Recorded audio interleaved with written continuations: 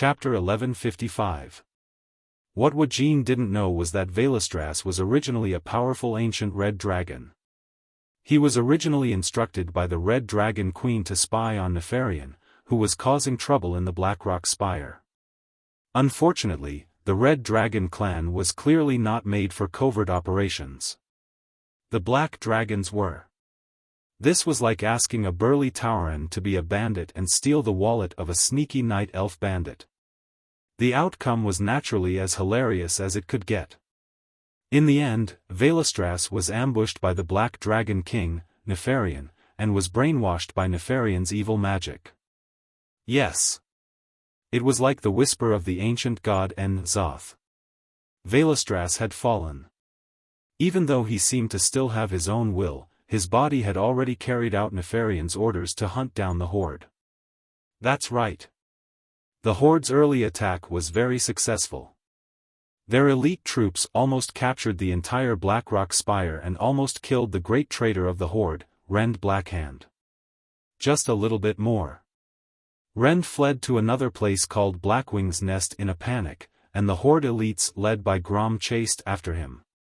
Then, all of a sudden, he encountered this powerful and terrifying immemorial red dragon. In the midst of the chaotic battle, the huge and oppressive body of the red dragon suddenly appeared.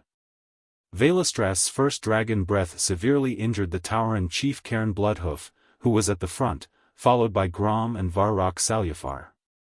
Wuxia was forced to lead everyone to retreat. If Wuxia was a traveler with the surname Du, he would have retreated immediately. Because even though he was seriously injured in the ambush and only had 1/3 of his HP left, Veilastras still had nearly twice the HP of Baron Geddon, who was killed by Duque not long ago. And the fallen Veilastras was originally the most famous gold recycling machine in the game. This was because he had caused countless teams to be wiped out in front of him. He had made players kneel at his feet and had their progress blocked to the point where they wished they were dead. Countless guilds had disbanded because of this. He was both a super boss and an existence that carried the resentment of countless players. At this moment, in a place with no cover, they encountered a terrifying crimson dragon that was half a step into the demigod realm. Even the strong-willed Wuxia and Grom could not help but feel despair. Grom suddenly sighed dejectedly. Ah, Woking. I really want to see the day when the tribe is truly revived. Wuxia smiled bitterly. Me too. Was this the darkness caused by the loss of all the flags? Was this the last sound of the tribal horn? Or was it the despair of having no way out? The sky was so bleak that not a single cloud could be seen. The land was barren and lifeless. Looking in all directions, he could not see the slightest bit of hope. Grom stared blankly at the sky. Bastard Duque, I don't want to owe you a debt in hell. All of a sudden, Lord Hull felt as if he had seen something in the sky above him. Is that a black dot? Or is it a bloodstain left on his eyeball? Grom struggled to open his eyes and was shocked to find that the black dot seemed to be growing at an unimaginable speed. In less than a second, it became a behemoth that occupied his entire field of vision. This is, roar, a dragon's roar that seemed to come from ancient times shook the eardrums of every tribal warrior. Wuxia raised his head in shock and glanced at it, then closed his eyes in pain. Because that was the color of the enemy, black.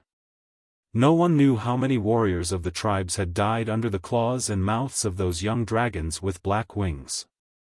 Crimson Dragon and Black Dragon, does the goddess of fate think that we are not dying fast enough? Suddenly, Wuxia laughed wildly. His laughter was full of desolation. His two white curved tusks trembled under the sun, as if he was laughing at himself. At the very last moment, a shocking change that none of the warriors of the tribe had expected happened without any warning. Roar, you! Onyxia? Why are you? Foolish degenerate. You don't deserve to call my name. Onyxia? Everyone in the tribe was dumbfounded. In their memory, Wasn't this female black dragon who stirred up trouble in Stormwind City and almost made it to the upper echelons of the alliance sealed by Duque? Without giving them the time to react, the two ancient dragons, one red and one black, who were definitely the largest in terms of size, actually started fighting fiercely in the sky behind the tribe's small team. The fallen red dragon, Veristaz, spat a mouthful of dragon breath at Onyxia. Unexpectedly, the black dragon, who seemed to be injured as well, nimbly dodged to the side, perfectly dodging the flames of the dragon breath. Even though the fallen red dragon had turned its long snake-shaped neck to face the black dragon princess halfway, the black dragon princess still dodged the dragon's breath as if she had foreseen it. Taking advantage of the fact that the crimson dragon had yet to recover from the aftershock of the dragon's breath, Onyxia, who was also a dragon, knew the weaknesses of her kind the best, and seized this rare opportunity to suddenly accelerate to the extreme. Her back was almost touching Velastra's lower abdomen, and her claws swept past. In a battle between dragons, it was absolutely a taboo to send one's back to the enemy's claws. However, if there was a powerful dragon knight on the dragon's back, then it was a different story. A golden holy light that could not be emitted from the black dragon suddenly dazzled the eyes of everyone in the tribe. That's Duque's divine sword? As old comrades, Grom, Wajin, and Kane, who had just woken up from a coma, would never mistake it for someone else. As far as they knew, there were only 3 divine-level swords in the alliance. Perhaps they would mistake Ashbringer and Quell Zerum, but they would never mistake Duque's dried tofu. Because Duque's divine sword was too sharp, completely different from the 2 door-like double-edged swords. In that case, could it be, the experts of the Horde suddenly realized that Onyxia, one of the core leaders of their former enemies, seemed to be on their side now? This answer sounded ridiculous. But it was extremely close to the truth. Onyxia and Duque's cooperation had already severely injured Veristaz in the first attack. Onyxia. Thank you. Although I don't know why you are helping them, you have lightened my sins. The fallen red dragon sighed a little untimely as it began to retreat under the command of Nefarian's soul. Duque pulled Onyxia's reins. Stop chasing. You don't want to face your brother in this state. Chapter 1156. Woo-woo. A huge dragon with a mouth full of fierce teeth let out a low cry like that of a small animal. This scene was as strange as it could be. The other side muttered, I don't have the face to see other people of my race. Shame. What a disgrace. On one side, the giant black dragon was obediently descending from the sky, and the tribal chiefs were very conflicted. If they hadn't clearly seen that the one sitting on the back of the dragon was Duque, Duque was holding a long dark blue magic rein, and the black dragon's chest had the insignia of the Alliance and the Marcus family, they would have probably turned around and run.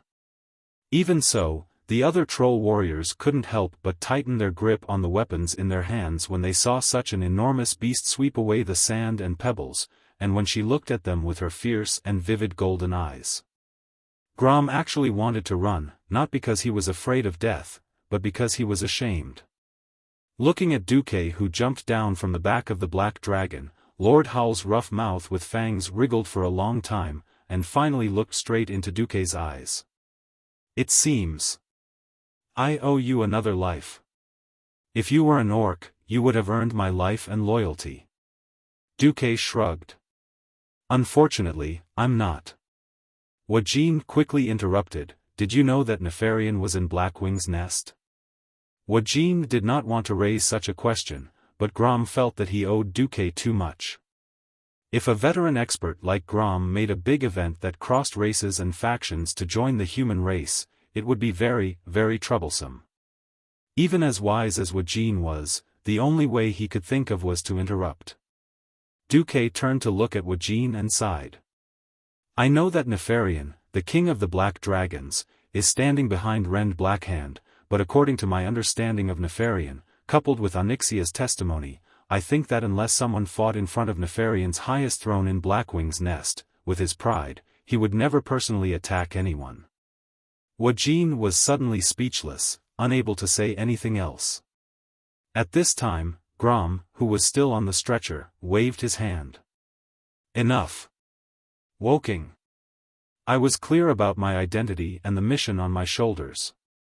No matter what happened, the fact that the Black Hand brothers had betrayed the tribe was still an ironclad fact. Besides, the Alliance is using the Horde to restrain Nefarian. Aren't we also using the Alliance to deal with Ragnaros? Grom's open and aboveboard words made Wu Jin feel as if his neck was being choked, and he was unable to speak for a long time.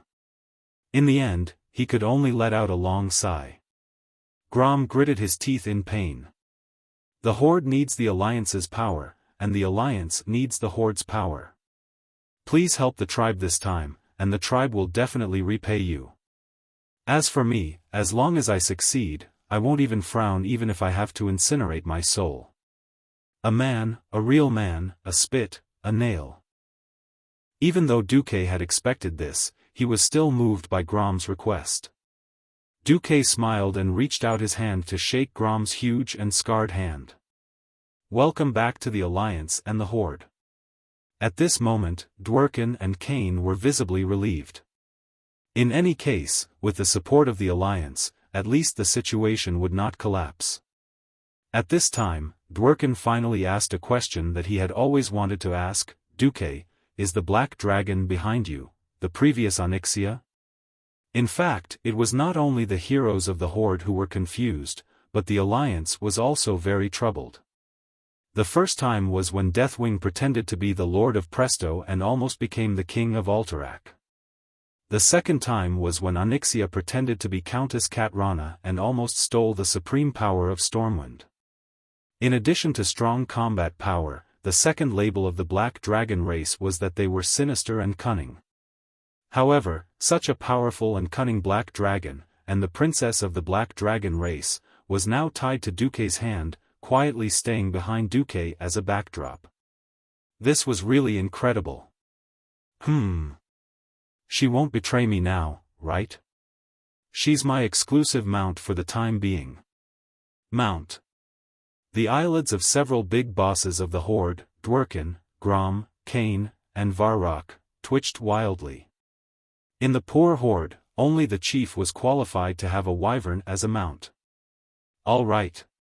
Comparisons were odious. When comparing goods, you have to throw them away. Their mounts were dragons, and so was Duque's. But wyverns, even if they had the word dragon in their name, were actually just third-rate subspecies of dragons. How could they compare with Duque's mount? As a tribe that once had a red dragon mount, the older generation of orcs was very clear about how big the gap in strength was. It was already amazing to be able to ride a 1,000-year-old adult dragon. No one thought that they could ride an ancient dragon. Not to mention the princess of the Black Dragon, who was a demigod. The kind of shock that seemed to dislocate their jaws were all written on the faces of the big bosses of the Horde. There was no difficulty in stuffing an ostrich egg into their gaping mouths. At this time, a terrible draconic aura rose behind Duque. Duque. You bastard. When did I recognize you as my master? Don't think too highly of yourself. I just deceived you and took the opportunity to heal my wounds. Today, I will take this opportunity to rebel. Woo! Before the princess of the Black Dragon could finish her declaration of rebellion, a huge arcane energy palm descended from the sky and directly pressed Onyxia's dragon head, pressing her dragon mouth to the ground. For a moment, Wu Jin felt that Onyxia actually wanted to resist. She was on par with Veilastras and dodged the dragon breath that was as fast as a gust of wind, but in front of Duke, she felt an inexplicable sense of awe. Be it her reaction or movement, she was clearly slower than Duke. The result of her hesitation was that her huge dragon head was pressed down by the magic hand and kept rubbing on the ground. Bastard master. You will regret it.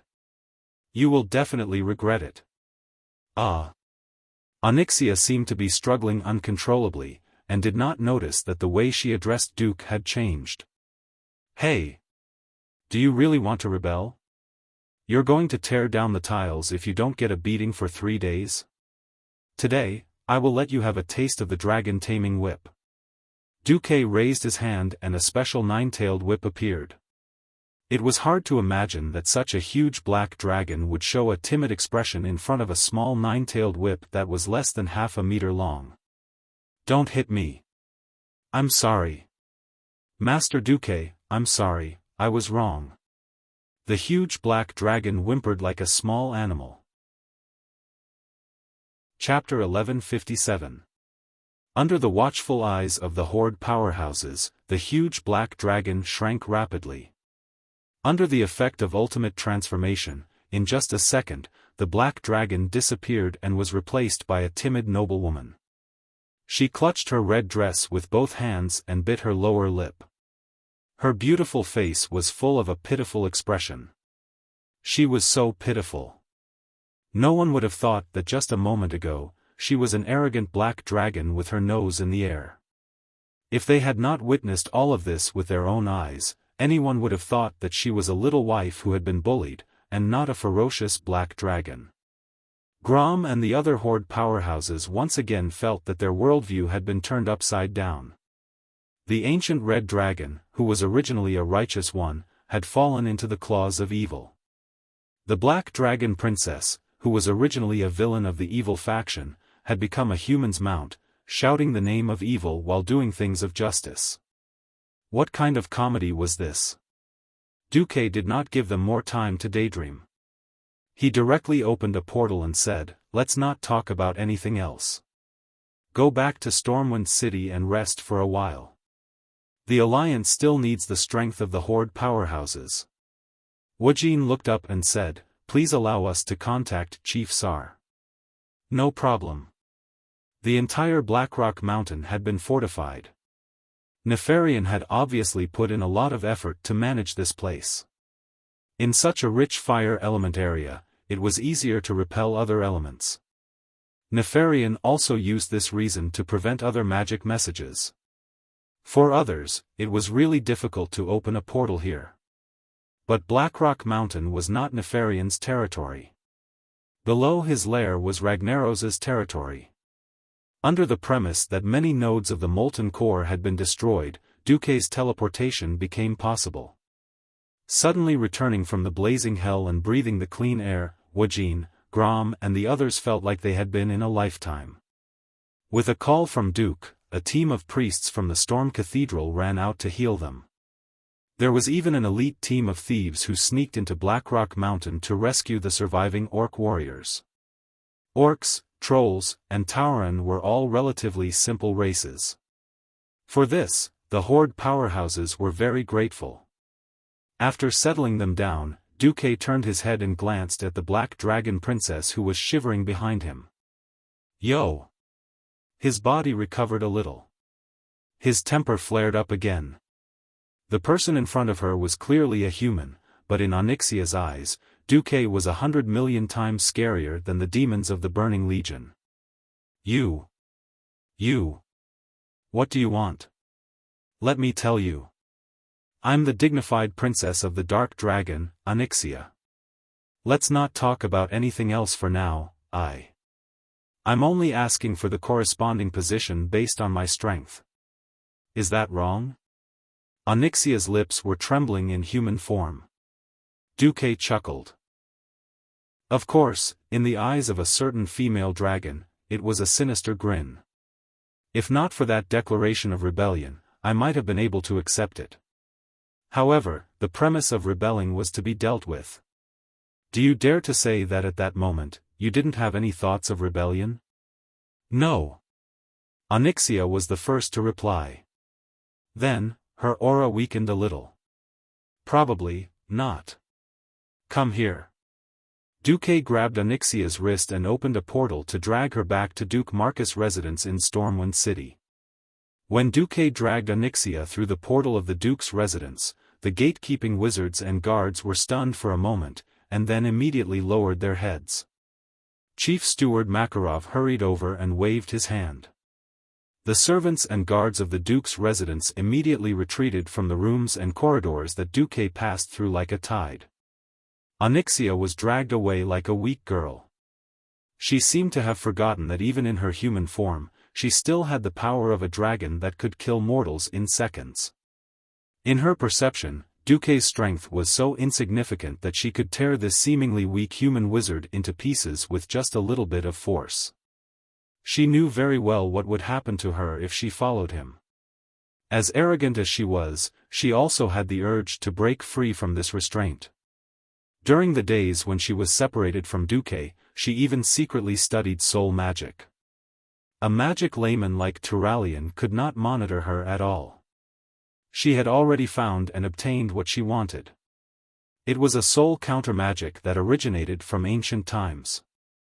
As long as Duque did not control her in the first 3 seconds of her casting, she could directly attack Duque's soul, and then obtain victory in a direct confrontation between souls. She could even turn around and control Duque's soul. At that time, all the humiliation she had endured, all the torture she had suffered, could all be avenged in one go. Yes. Just that one flaw. That one opportunity. However, at this moment, she bit her lip and was dragged away like a puppet. When they finally reached the bedroom, Duque closed the door and threw her to the ground. She knelt in fear. Of course, she knew that the level of magic protection here was far inferior to that of Duque's old nest, Karazhan. She even felt countless times that she could destroy Duque at any time. But every time she wanted to do it, she would think of the magical scene of Duque's resurrection at the Lake of Lovers. That was not simply immortality, but a magical power that was more similar to time reversal. If it was really time magic, then for Onyxia, it would be truly unsolvable. Failure had made her a little cowardly, and she began to constantly tell herself, "I can't act rashly before I grasp the secret that he cannot be destroyed."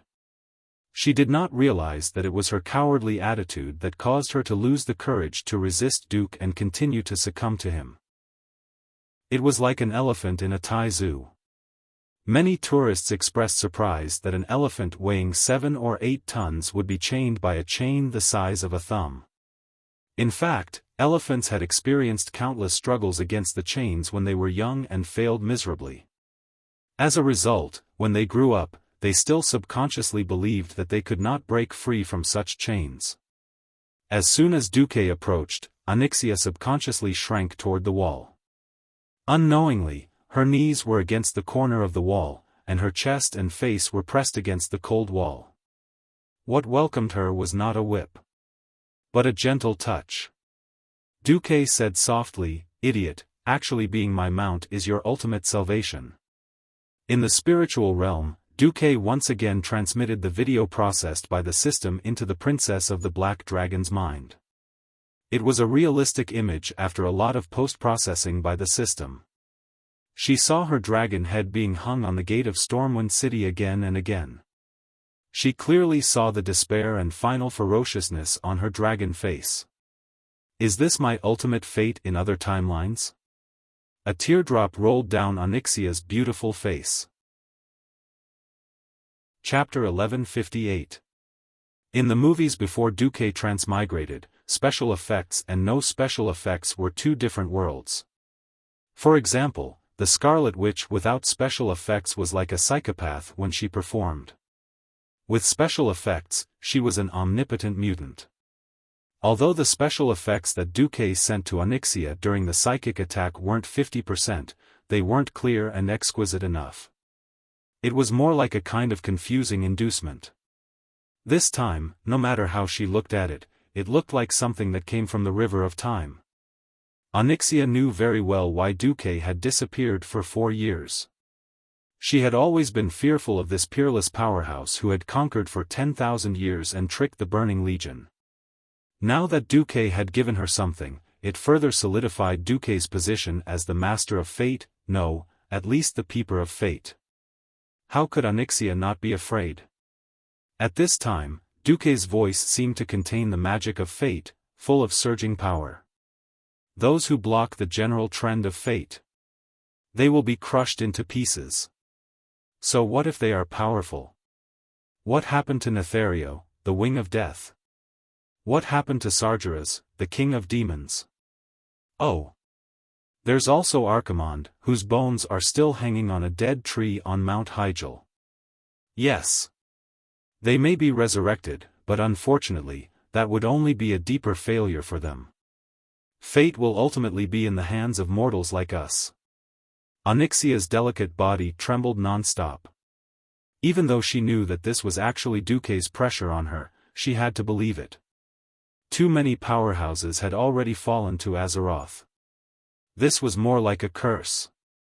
An irresistible curse of fate. Onyxia felt as if she could hardly breathe, as if she had returned to the moment when she was struggling for her life in the Twilight Forest. Pain. Despair. Helplessness. She knew that Duque's words were more like a trap to deliberately make her sink and give up on herself. But she always felt that as long as she still wanted to live, it would be impossible to escape from Duque's clutches. Her body had recovered a lot, but she didn't have the courage. The short period of freedom he had in the watchtower when he had nothing better to do was more like the last illusion before he sank into oblivion. Onyxia suddenly understood why her mother had been hiding from her father all her life even though she was so powerful. With the left side of her face pressed against the cold wall, Onyxia's sexy red lips spat out a sentence: "Black dragons don't believe in feelings, nor do they believe in promises." However, if a female dragon were to be bitten on the back of the neck, that is fatal. No matter how unwilling she is, she would give up resisting and recognize the other party as her conqueror. She would even be willing to bear the other party's children. After saying that, Onyxia silently twisted her neck, making her fair neck look even more slender. Duque understood tacitly and gently pushed aside Onyxia's cloud-like black hair that fell on her shoulders. Then, he revealed his white teeth and gently bit the back of Onyxia's neck. That soft texture made it impossible to imagine that this was actually the neck of an extremely sinister and cruel black dragon. Onyxia's body trembled, and another drop of dragon's tear slipped down her face. However, when the dragon-taming whip penetrated the dragon's cave with ease, Onyxia suddenly let out a long and relieved dragon roar. "Ho ho ho! From now on, you're my mount. If you mess around in the Alliance, it's like slapping my face. I won't let you go. If you really do something that I can't protect you from, I can only let the other powerhouses hang your head at the gate of Storm City. You may meet your big brother soon. He and I are not on the same side." "Very good. Come, take my 256 styles of dragon taming whip first." Woo-woo, both of them couldn't sleep the whole night. At noon, Duque met Wajin and the others. These guys actually became energetic. It could only be said that the big men of the tribe all had monster-level recovery abilities. Needless to say, Wajin was a troll. When Duque urgently called Benedictus to help him expel the fire elemental power in his body, Wajin's broken arm began to regenerate at a high speed. Grom, Varrock, and Cain were not much worse off. When the holy light healed their wounds, these guys actually cried out that they were hungry at 1:00 in the morning. This made the royal chefs of Storm Stronghold wake up in the middle of the night and cook for them for most of the night. These guys ate and drank until 5:00 in the morning before they fell asleep with their stomachs full and satisfied. Duque looked at them, who slept until 12:00, and could not imagine their miserable appearance yesterday.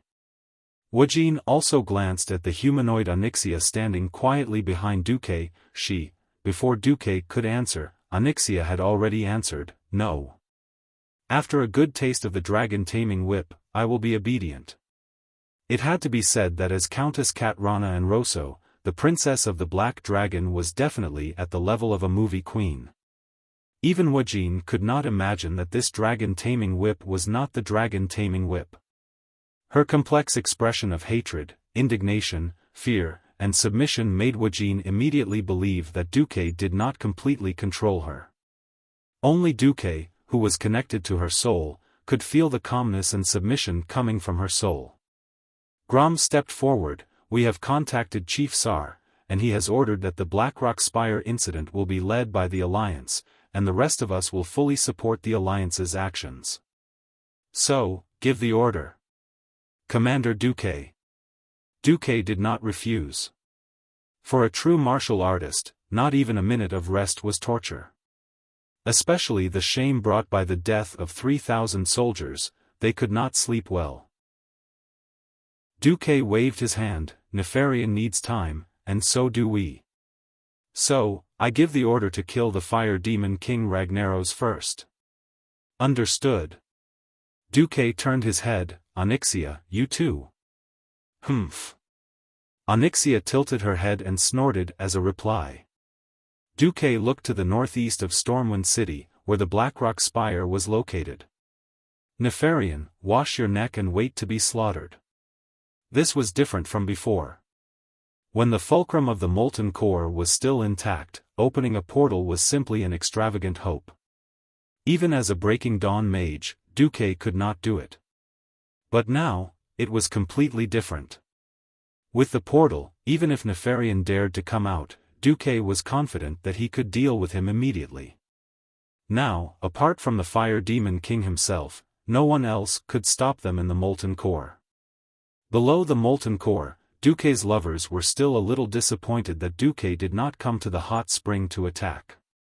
When they saw the angry eyes of the Horde's elders who kept calling the Black Dragon bastard, they understood the answer. It turned out that Duque had gone to save the day.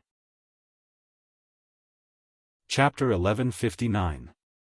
However, would the crowd ignore Onyxia who was standing behind Duke? How is that possible? More than half of the most powerful paladins in the Alliance were here. Almost as soon as Onyxia stepped through the portal, they sensed the presence of the Black Dragon Princess. Unexpectedly, they did not sense a strong evil aura or will. Of course, the dragon race did not rely on dark energy to survive. But the Black Dragon Princess who appeared in front of them at this moment had completely subverted their impression. She appeared in her dragon form on Lover's Island, full of anger and absolute arrogance. That was the domineering attitude of believing that she could solve all problems with power even after being exposed. Now, no matter how she tried to hide, she could only hide from the orcs in the tribe. Not to mention the Alliance, even Wujin might not be able to fool them all. Even though the firebird on her body had proved that her body had recovered, she hid behind Duque unconsciously, trying to use Duque to block everyone's sight.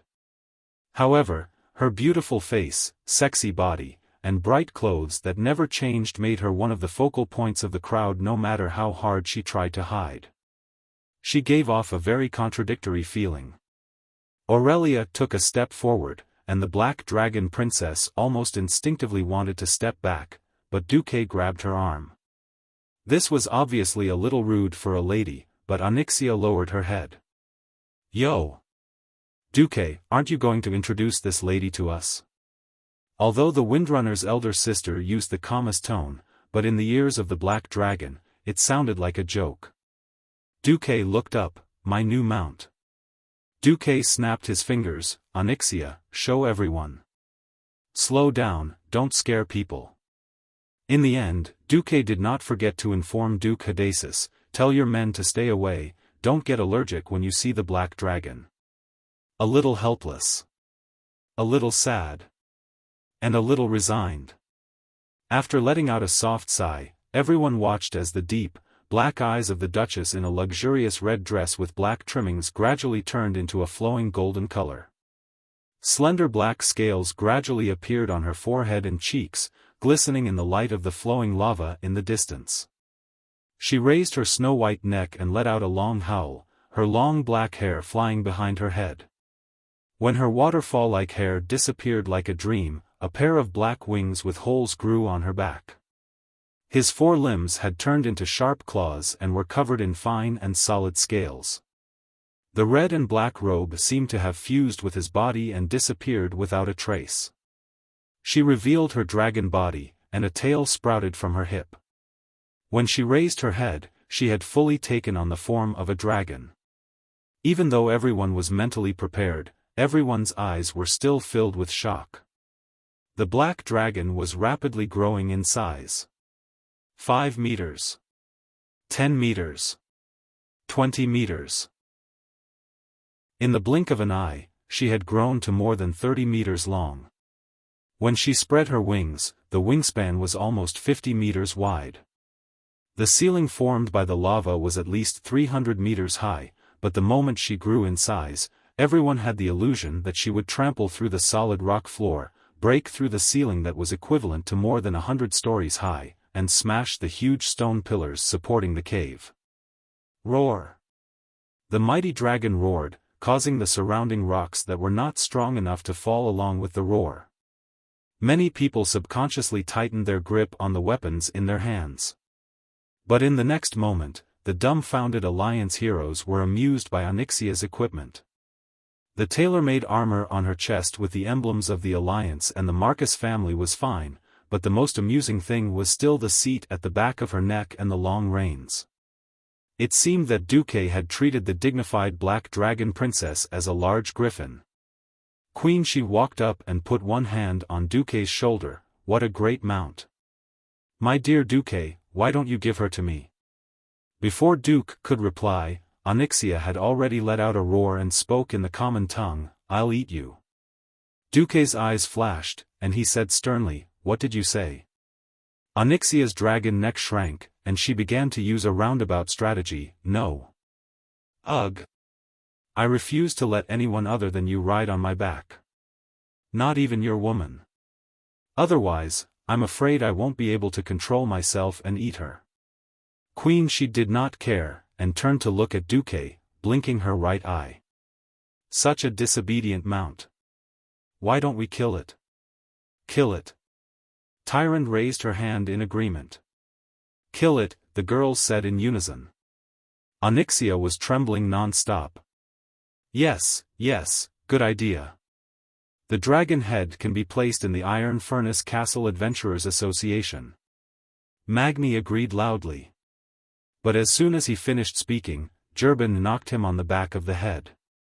He turned. Why did you knock me? The dwarf craftsman put his hands on his hips.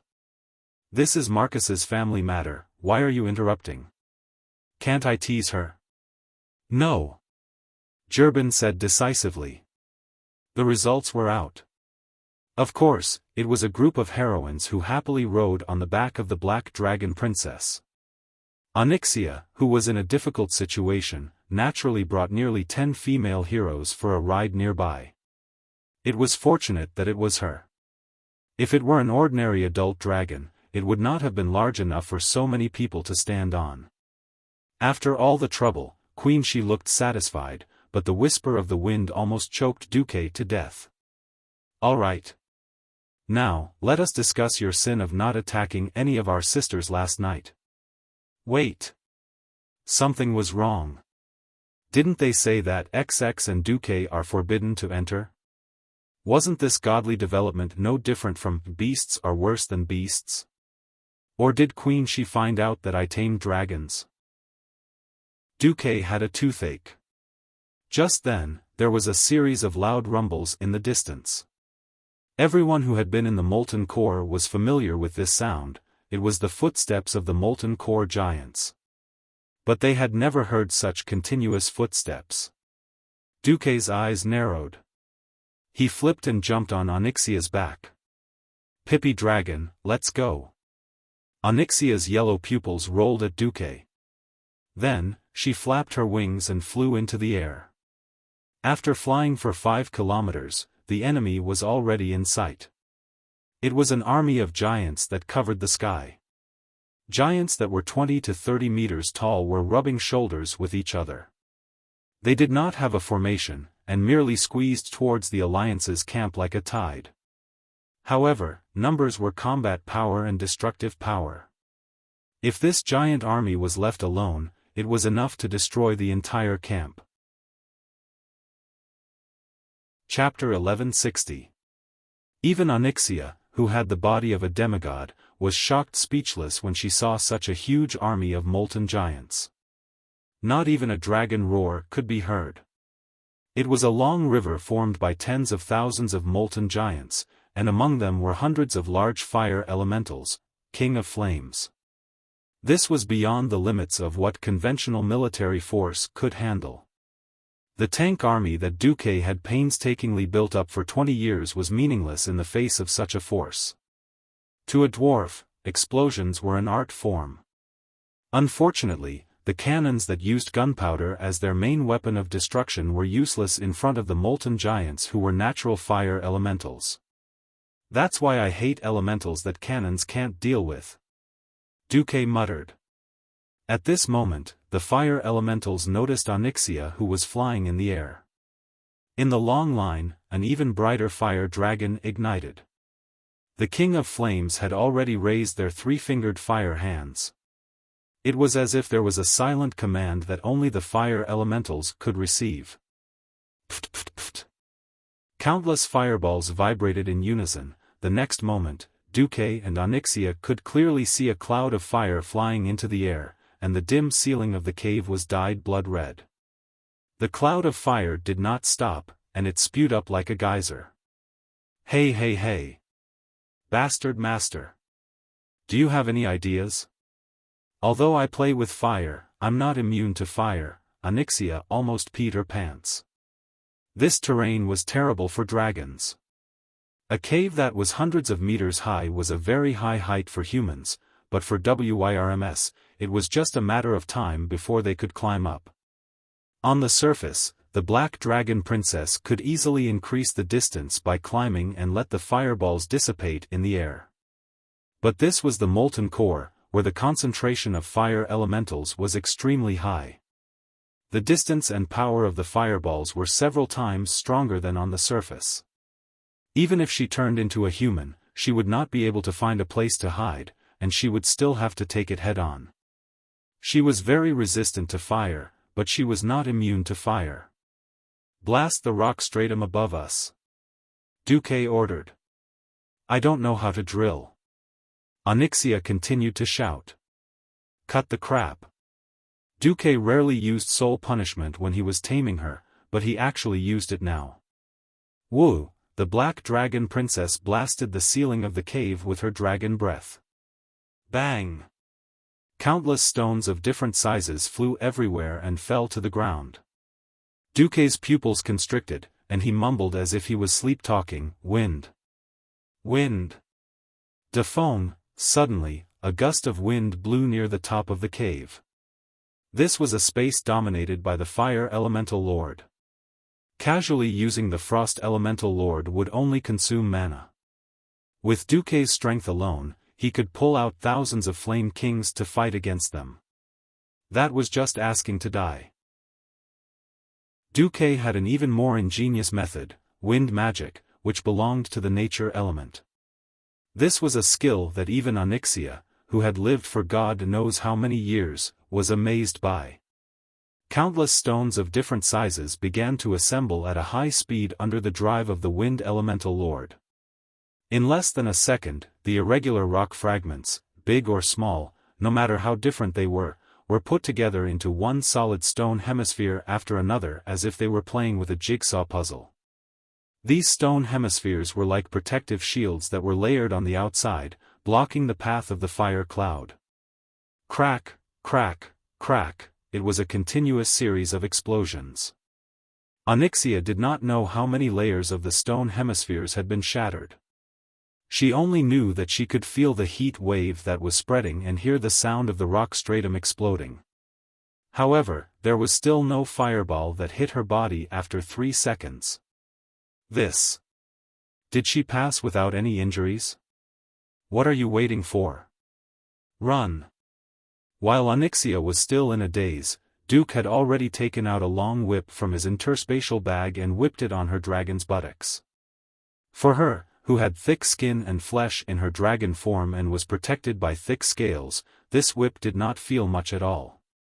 However, the experience of being whipped by a 9-tailed whip in her human form made her awake. She turned and rolled her eyes at Duque, then flapped her wings and made a beautiful 180-degree turn in the air before turning around and running. The fire elemental lords could not fly. They could only watch the man and dragon leave with their bloodshot eyes. Seeing Duque return on the black dragon, everyone in the camp heaved a sigh of relief. "How's the situation?" Mograine was very nervous. "Not good. More than 4,000 molten core giants and more than 500 flame kings. It's not a force that we can handle head-on." Duque reported the numbers that the system elf had scanned. After purposely making it general, everyone was shocked. The hero team would need more than a minute to kill the molten core giants no matter how fast they were. For 1,000 of them, regardless of whether they attacked together, even if they just stood there and let you kill them, they would still die of exhaustion. Some of the new members of the team, such as Sally Whitemane, were already a little green in the face. Woken suddenly raised his head. "If we can't fight them, then," Duque continued, "we can only outsmart them." Grom patted his chest, making a muffled sound like thunder. "Tell us, we'll do it." Duke Hydraxis also nodded. Duque pointed to the cave in the distance. That was where Duque killed Gehennas and Baron Geddon, the two leaders. "Do you see that?" "Yes.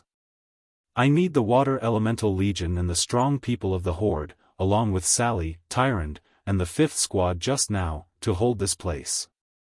"Defend to the death?" Woken asked. Duque shook his head. "There's no need.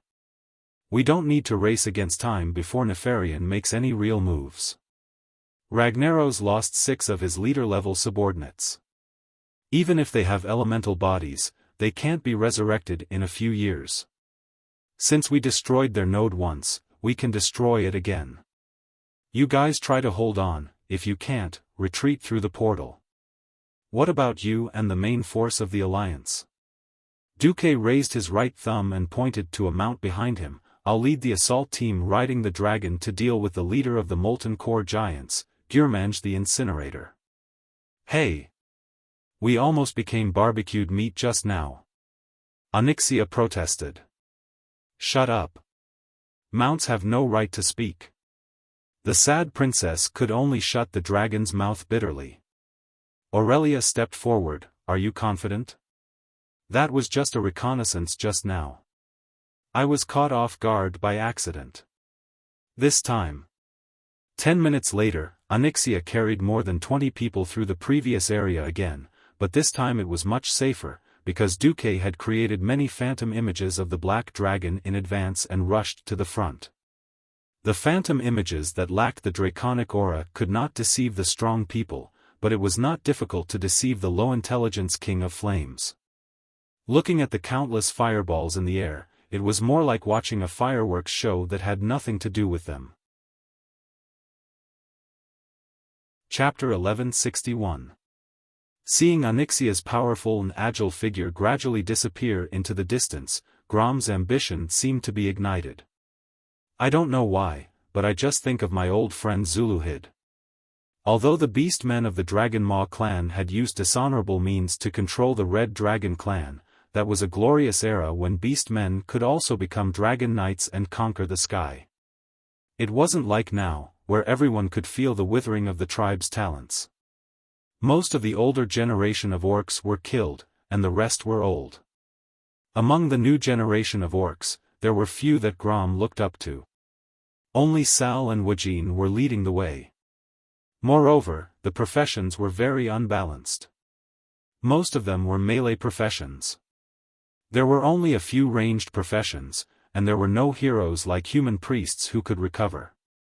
If the tribe fought with the Alliance, as long as the tribe could not kill the Alliance's recovery professions in the first round, it could basically be declared the tribe's failure. In fact, not only Grom, but Agrima's great chief Sal was also anxious. The Rustwater conglomerate represented by the goblin trade prince Galavix felt that it was completely unprofitable to trade with the Alliance. After the Shameless Alliance attacked the Booty Bay controlled by the goblins chose to side with the tribe, which Sal accepted without hesitation. The goblins only offset the technological advantage that the gnomes brought to the alliance. This was far from enough. The tribe seriously lacked magic heroes. At this time, a guest that Sal didn't want to see brought a proposal that he couldn't refuse. When he saw the real guest brought by the guest, Sal trembled and his mouth moved for a long time. Finally, he put his right hand on his chest and bowed. That was the tribe's most ancient etiquette. Of course, Grom and the others were still fighting in the molten core and didn't know what was happening far away in Agrima. They had to focus on the battle in front of them. Ha! Roar! The Tauran chief Cain, who had recovered his spirit, continued to use his terrible momentum to fight against Archimonde. He directly rushed towards the molten core giant that was about to punch him. The difference in size was almost 5 times, but it was the molten core giant that was pushed back. The old bull snorted, "Slag giant, your strength is simply unworthy of the giant name." Humph! Grom leaped up high and cleanly slashed the molten core giant's neck with blood howl. If it wasn't a fire elemental creature, this axe alone would have killed it. But it didn't. Even though half of its neck had been chopped off and its head was hanging low, it still swung its arm at Grom, trying to slap him to death. At this moment, a chilling stream of ice rushed into the giant's body, and very craftily entered the giant's body through the wound that Grom had created. The blazing flame heart in the molten core giant's body was instantly extinguished by this cold spring, and the giant suddenly stopped moving. After killing one giant, there would be hundreds and thousands of giants surging over. That kind of continuous pressure, if it was someone with a weak mind, would have easily collapsed. The leader of this group was a peerless expert who had been through a lot. Ha ha ha. Not enough. Not enough. If you want to punch me, you have to be 10 times stronger. Cain was very excited. In the Battle of Mount Hyjal, he was suppressed by Archimonde, but now the situation was completely reversed. A totem pole, a super heavy weapon, was used by Cain as if it was as light as an embroidery needle. The molten core giant had never seen such a way of fighting. The idiots who thought that Cain was holding a hollow pillar were all dismantled into stone in the next moment. Duke Hydasus' body grew at least 10 times larger, and the 8 or 9-story tall molten core giant only reached his waist. Not only him, but a dozen strong Hydasus water elementals also stood up. They were no less tall than the molten core giant, and they stood in a neat formation with hundreds of other water elementals, pouring a storm of wind and rain toward the exit of the cave. Soon, everyone realized the benefits of defending the dangerous place. The molten core giants were too huge. Even if they disintegrated into a pile of high-temperature stones after they died, they still quickly blocked the seemingly wide line of defense of 500 meters.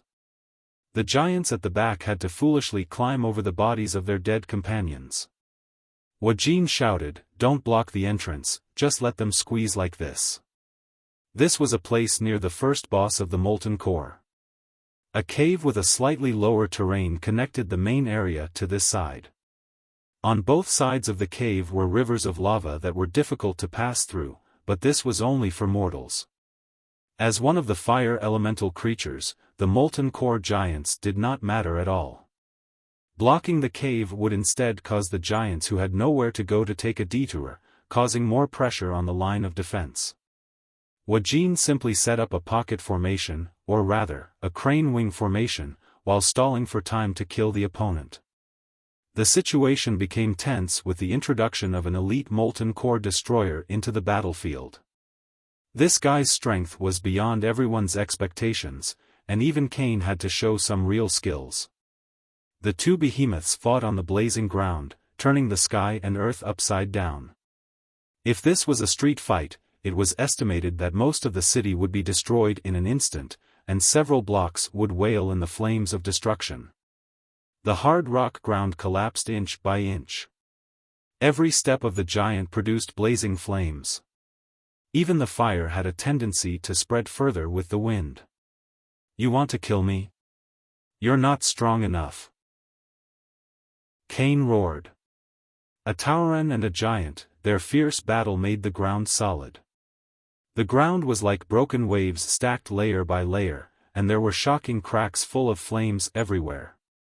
It was like an active volcano just happened to erupt under their feet.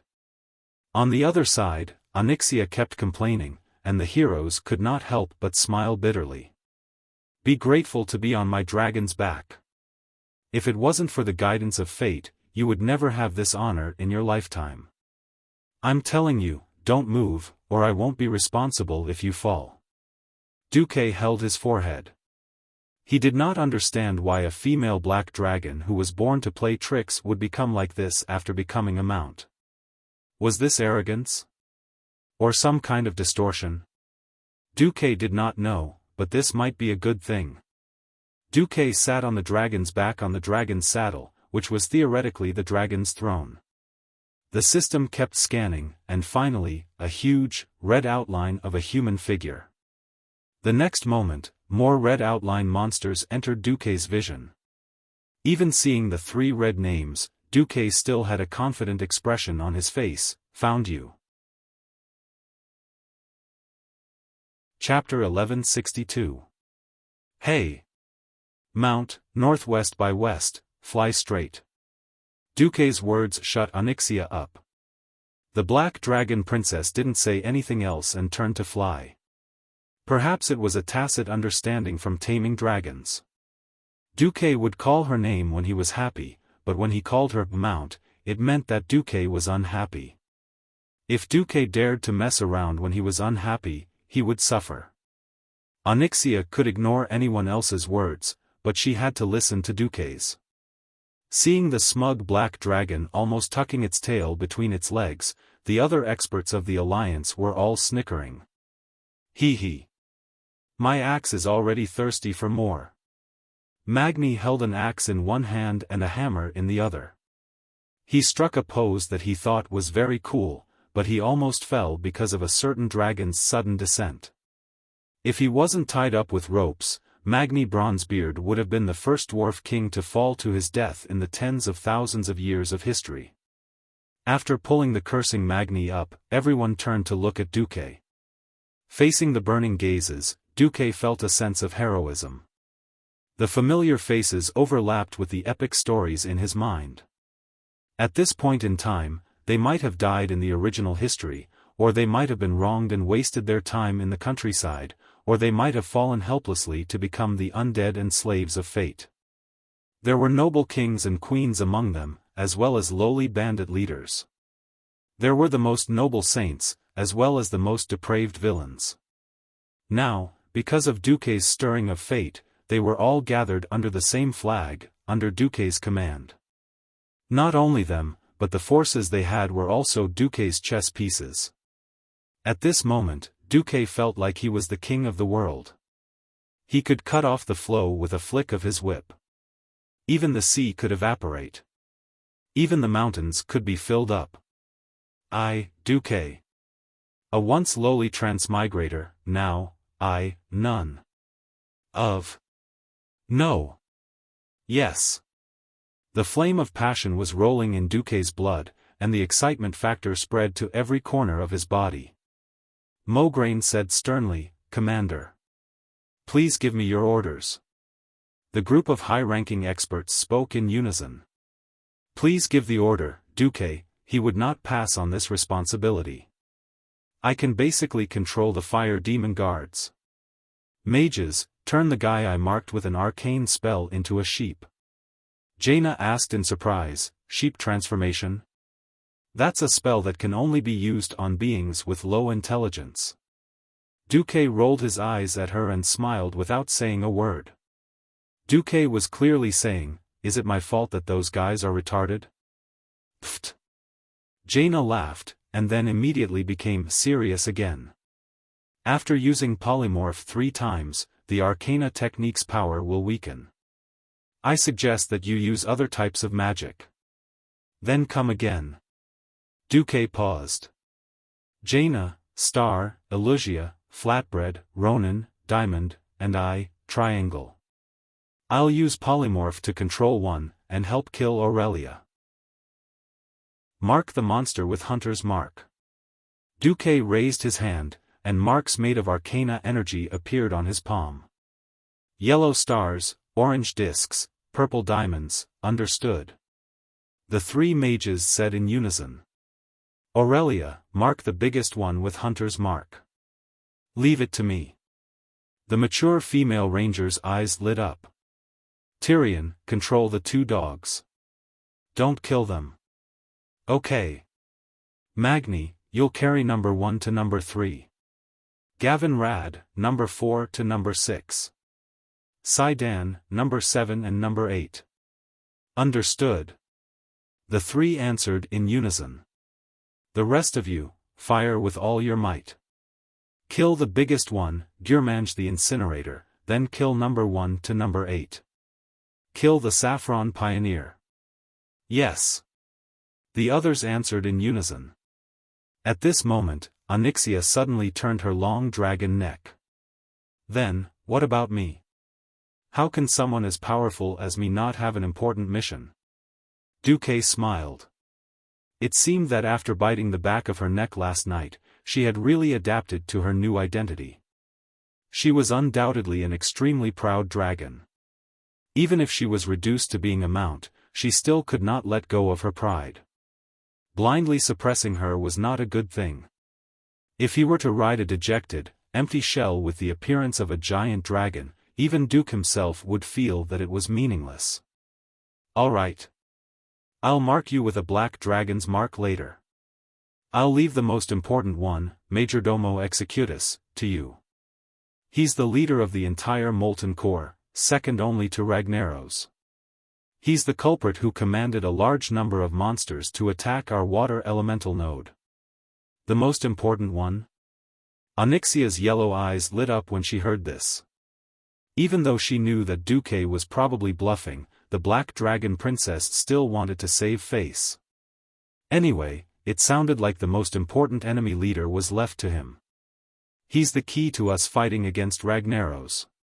You can beat him half to death, but you can't kill him. Before we deal with the other guys, you can play with him. Hee. Leave it to me. Onyxia was drooling. Torturing the enemy is my favorite. On the other side, Majordomo was on the verge of breaking down. He had long realized that Duque and the others had come with ill intentions. Unfortunately, he had underestimated the combat power of Duque's group. Moreover, because Duque had killed the first few leaders too quickly, even though it looked like they were swarming together, they were still being defeated one by one. In particular, the deaths of the Molten Hound King, Magmadar, and Garland were a huge blow to the Molten Core. With the death of the Hound King, all the wandering Molten Hounds were automatically killed.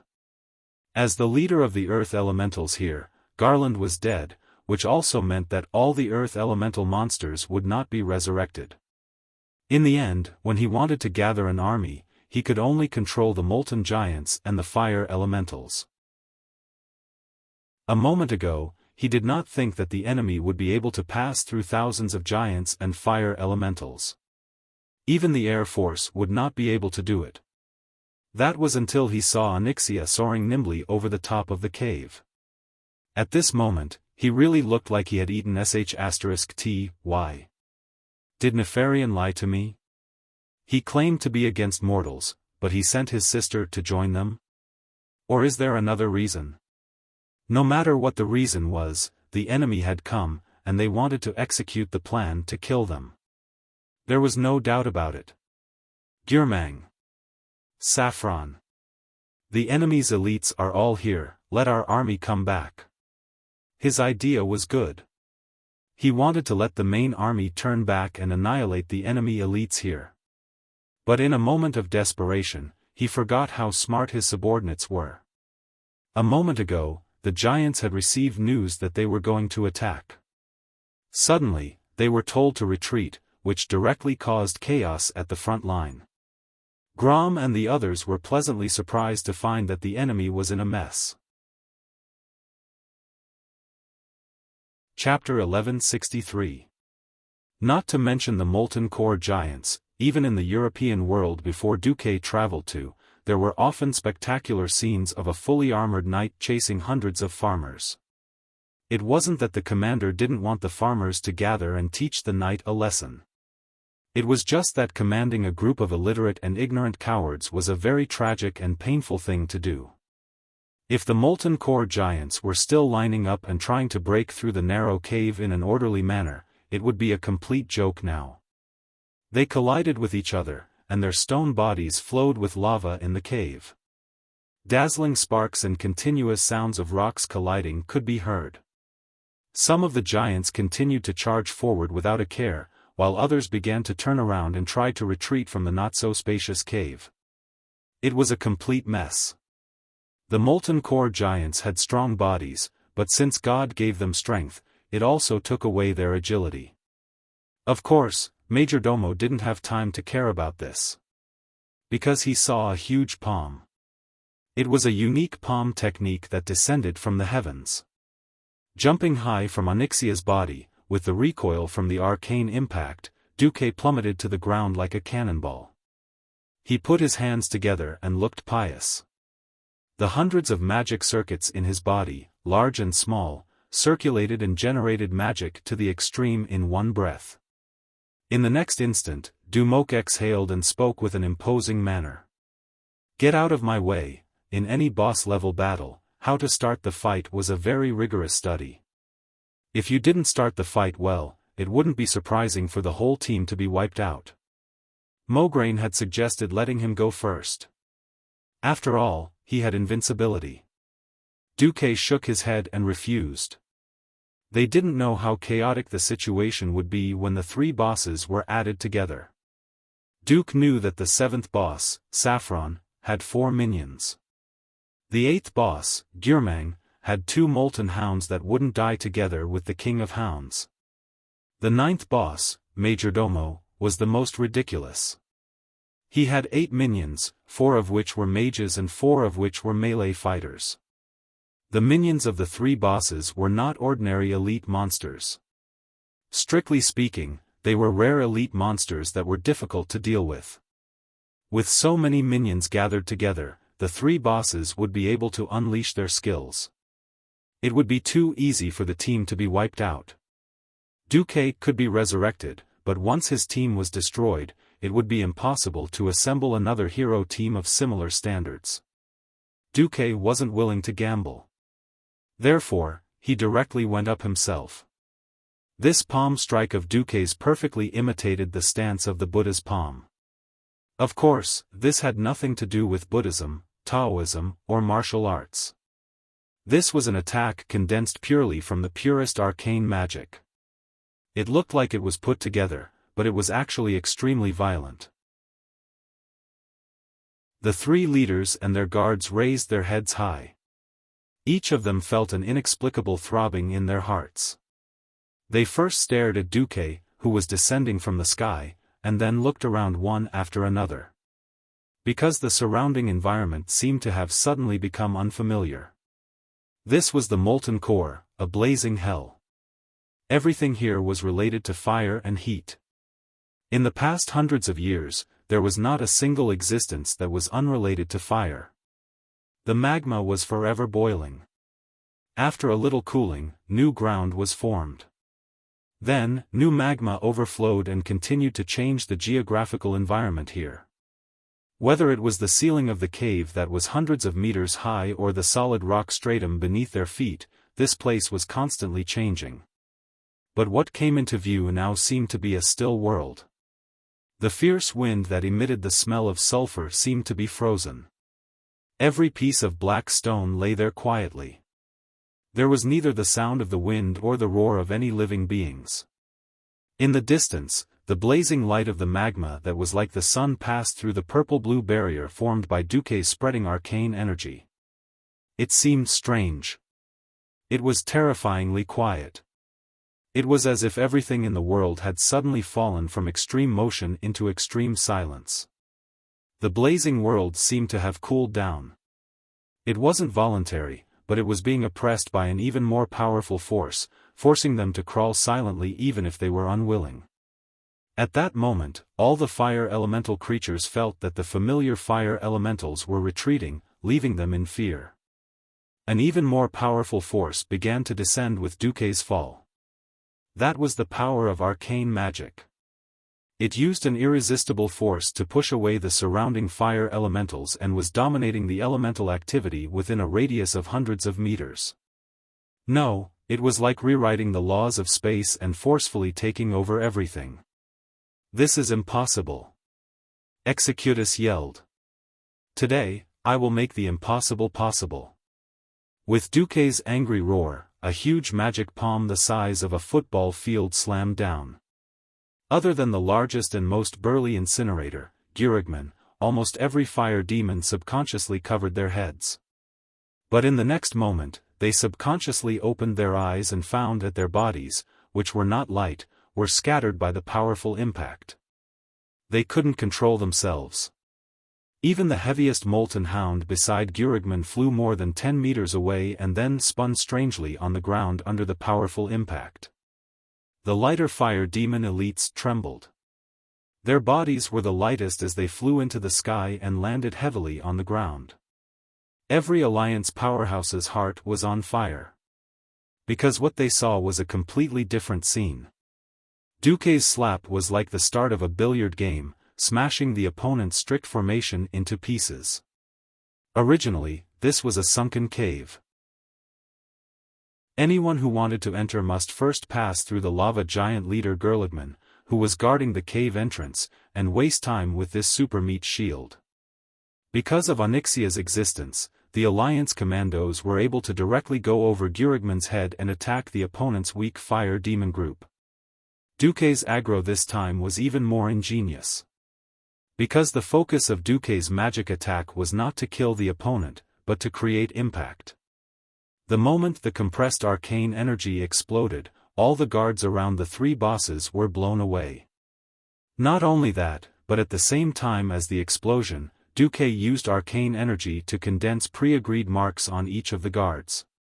Squares, triangles, pancakes, numbers from 1 to 8.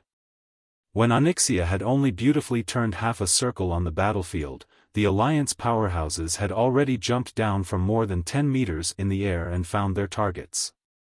Bah! Bah! Bah! Bah! In the blink of an eye, the four guards turned into silly lambs and rolled around on the ground.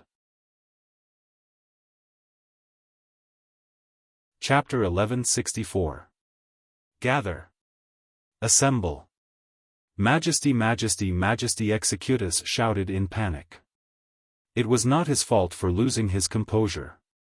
He had never been a courageous person. He had good management skills, but he lacked the courage to make up his mind. He also did not have the strength to fight against 1,000 men. In the fire elemental world where strength was everything, this meant that he could only be the second brother. He could never be the leader. The fire demon was born with a weak physique. Coupled with the fact that he was used to being bossed around, he had long forgotten about fighting. However, he did not have a single guard around him. Instead, he was greeted by a gigantic black dragon. The black dragon's ruthless and evil face revealed a human-like smile. Ha! Go on and shout.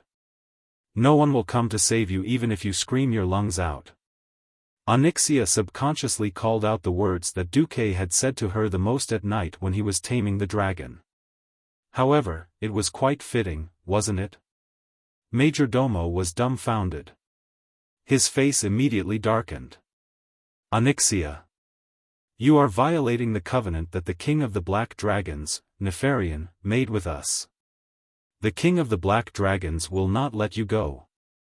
Pfft. Onyxia laughed shamelessly. I don't want to say it, but I really don't mind my beloved brother's head being cut off by my master and hung at the gates of Stormwind City. You. Major Domo was about to explode from anger. The black dragon's huge body approached.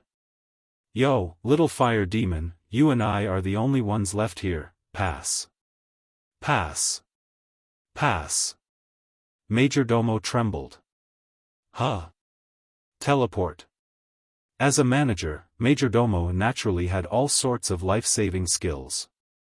For example, he could teleport his enemies into the lava to take a bath. Unfortunately, this trick did not work.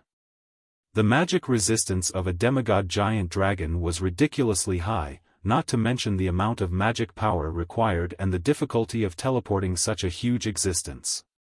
The problem was that Majordomo did not have any special attack skills. "Ragnaros will protect me and not let me get hurt," he shouted. Suddenly, a huge and thick magic shield enveloped his entire body. The shield, brimming with demigod magic aura, was obviously able to absorb a lot of damage. Damage? Who said anything about hurting you? A teasing smile appeared on the black dragon princess' face. "My master wants me to play with you." With that, the black dragon stretched out its huge claws and picked up the 5-meter-tall Majordomo. To be fair, this guy was quite heavy, but in front of the black dragon princess, who had an even more exaggerated body size, he was just a ball. Ragnaros' power did make him immune to all kinds of physical and magical damage, but it didn't fix him to the ground. As a result, Onyxia grabbed him together with the magic shield, tossed him into the sky, and caught him again. Toss it up and catch it. Just like the moral integrity of a certain due person who keeps throwing away and picking it back up, on the other side, Varian, who already had the experience of fighting the ghost wolf Rogosh, directly faced the incinerator Gearmanger's attack with his dual-wielding berserker stance. There were many others who were stronger than William. There were many who were more agile than Varian. However, there were very few people like Varian who could combine strength and agility so perfectly. When he dodged, he was like a light and cunning wolf, easily using his agility to avoid Gearmanger's heavy punches. The moment he switched from dodging to attacking, he suddenly became the most violent Wolf King. Using the divine artifact dual swords that were like his own claws, he crazily slashed at the joints of Gearmanger's arms and legs. The hard rock limbs that mortal weapons couldn't damage turned into flying rocks under the continuous slashes of the divine artifact dual swords. Arg! Gearmanger was infuriated, and he chased after Varian crazily, completely ignoring the fact that there were actually other powerful mortals behind him, such as the Van Cleef father and daughter, and Valera, who were secretly and effectively destroying his limbs. Unfortunately, Varian's moment of glory only lasted for a few dozen seconds. Soon, Gearmanger's attention was attracted by another person. In order to kill Gearmanger as soon as possible, Mograine desperately slashed with Ashbringer, easily attracting the Molten Core Giant's attention. Divine artifacts were also divided into different levels. Ashbringer was a high-level divine artifact, and its power was obviously above Varian's, Shadow Ripper, and Shadow Plunderer. Duque glanced at it and snickered. According to the game's terminology, it was OT, which meant that the boss's aggro was out of control. Usually, if the boss attacked and chased after people randomly, the whole team would not be far from being wiped out. However, the people here were all famous and powerful people. As long as they were given enough time, they would even dare to kill the boss by themselves. In the face of Gearmanger's heavy punches and the water tank-sized, flame blast, attack, Mograine wasn't alarmed. Instead, he was delighted. He directly swung Ashbringer, which was the size of a door, and put on a good show of cutting the fireball in half with a giant holy light sword. Seeing that his senior was so fierce, Varian bared his fangs, which was rare for him. On the right side of the battlefield, Duque was fighting with Saffron, the Forerunner. In the first exchange, Saffron directly stabbed out a swift and violent black light in the void. Duque's figure moved, and with a sidestep, he seemed to have dodged the spear thrown by his opponent by a hair's breadth. The half-black spear with a dull color brushed past less than 5 centimeters from Duque's cheek, and the strong wind it brought made Duque's cheek hurt. No matter what, he still managed to dodge it. The Forerunner Saffron was very surprised. In his eyes, mortal mages were all powerful in magic, but lacked in agility. He didn't find it strange that Duque could use any kind of magic to block his spear. He found it strange that Duque dodged it with simple combat moves. At this moment, Duque's heart entered a very mysterious state. He was clearly holding a staff in his left hand, a sword in his right, and wearing a robe that was so long that it almost touched the ground. He looked like a nondescript swordsman in plain clothes, but his movements were abnormally agile under the effect of the haste spell. The divine sword, Gandalf, in his hand glowed with a dim glow. That was only on the surface. If possible, Duque could strike with his sword at any time with all his strength. Right now, it was only because Duque had restrained almost all the converted mana on the sword that it didn't have much effect on the surrounding environment. In a battle below the Breaking Dawn level, there would often be a turbulent flow of elemental elements as soon as the two sides made a move. If one was not careful, the overflowing shockwaves would cause nothing to grow within dozens of meters. After reaching the Breaking Dawn level, the battle became more low-key and reserved, and also more dangerous. The degree of control over mana determined the amount and purity of the mana that could be compressed. It was too easy for a magic sword made of high-purity mana to break the opponent's magic shield. Chapter 1165. Duque defended more than he attacked, because he needed to recover. In order to successfully open up the situation, he almost poured out all his magic power in one go. Even with the speed of a third-class Breaking Dawn mage's magic recovery, it would take a long time. Of course, if Duque could find an opportunity to use the arcane magic recovery spell, Awaken, without getting injured, then it would be a different matter. However, before that, Duque had to give Pioneer Sapron enough pressure. Swoosh, a long, continuous sound of wind breaking rang out under Pioneer Sapron's armpit. Then, the seventh brother of the Molten Core felt the pain from that part of his body. The wound wasn't big, but it went straight through one of his two lungs on his left rib, and the flame aura that used to fill his lungs leaked out at a high speed. Roar! He was furious. A huge flaming hand suddenly exploded around him, engulfing everything around him. The earth cracked, and the solid rock layers exploded into the air in large chunks, turning into smaller rocks, and then turning into powder and dissipating in the air. Unfortunately, he missed. Duque wasn't nearby at all, and even the one holding the dry tofu sword wasn't his main body. Almost at the same time that he let his mirror clone take his sword to work, he directly cast invisibility, and ran to the long-range team. The three Windrunner sisters looked at Duque, who had slipped here, and stared at each other. How can a weak boy like me go and fight with the enemy's monster leader like an uncouth old man? Dumoque confidently said shamelessly. If they hadn't witnessed Duque beating up Nesario and risking his life to destroy Archimonde, anyone would think that Duque was a coward. Queen Sylvia rolled her eyes at Duque. Aurelia, however, said, "Protect Duque." It had nothing to do with life or death, but it was about the recovery of magic power.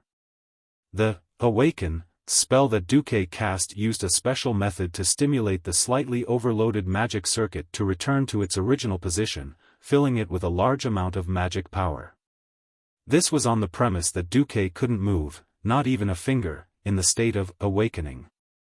Once the casting posture was interrupted prematurely, the loss of magic power for every second of delay in awakening was equivalent to a radiant moon mage casting 1,000 top-notch fireballs.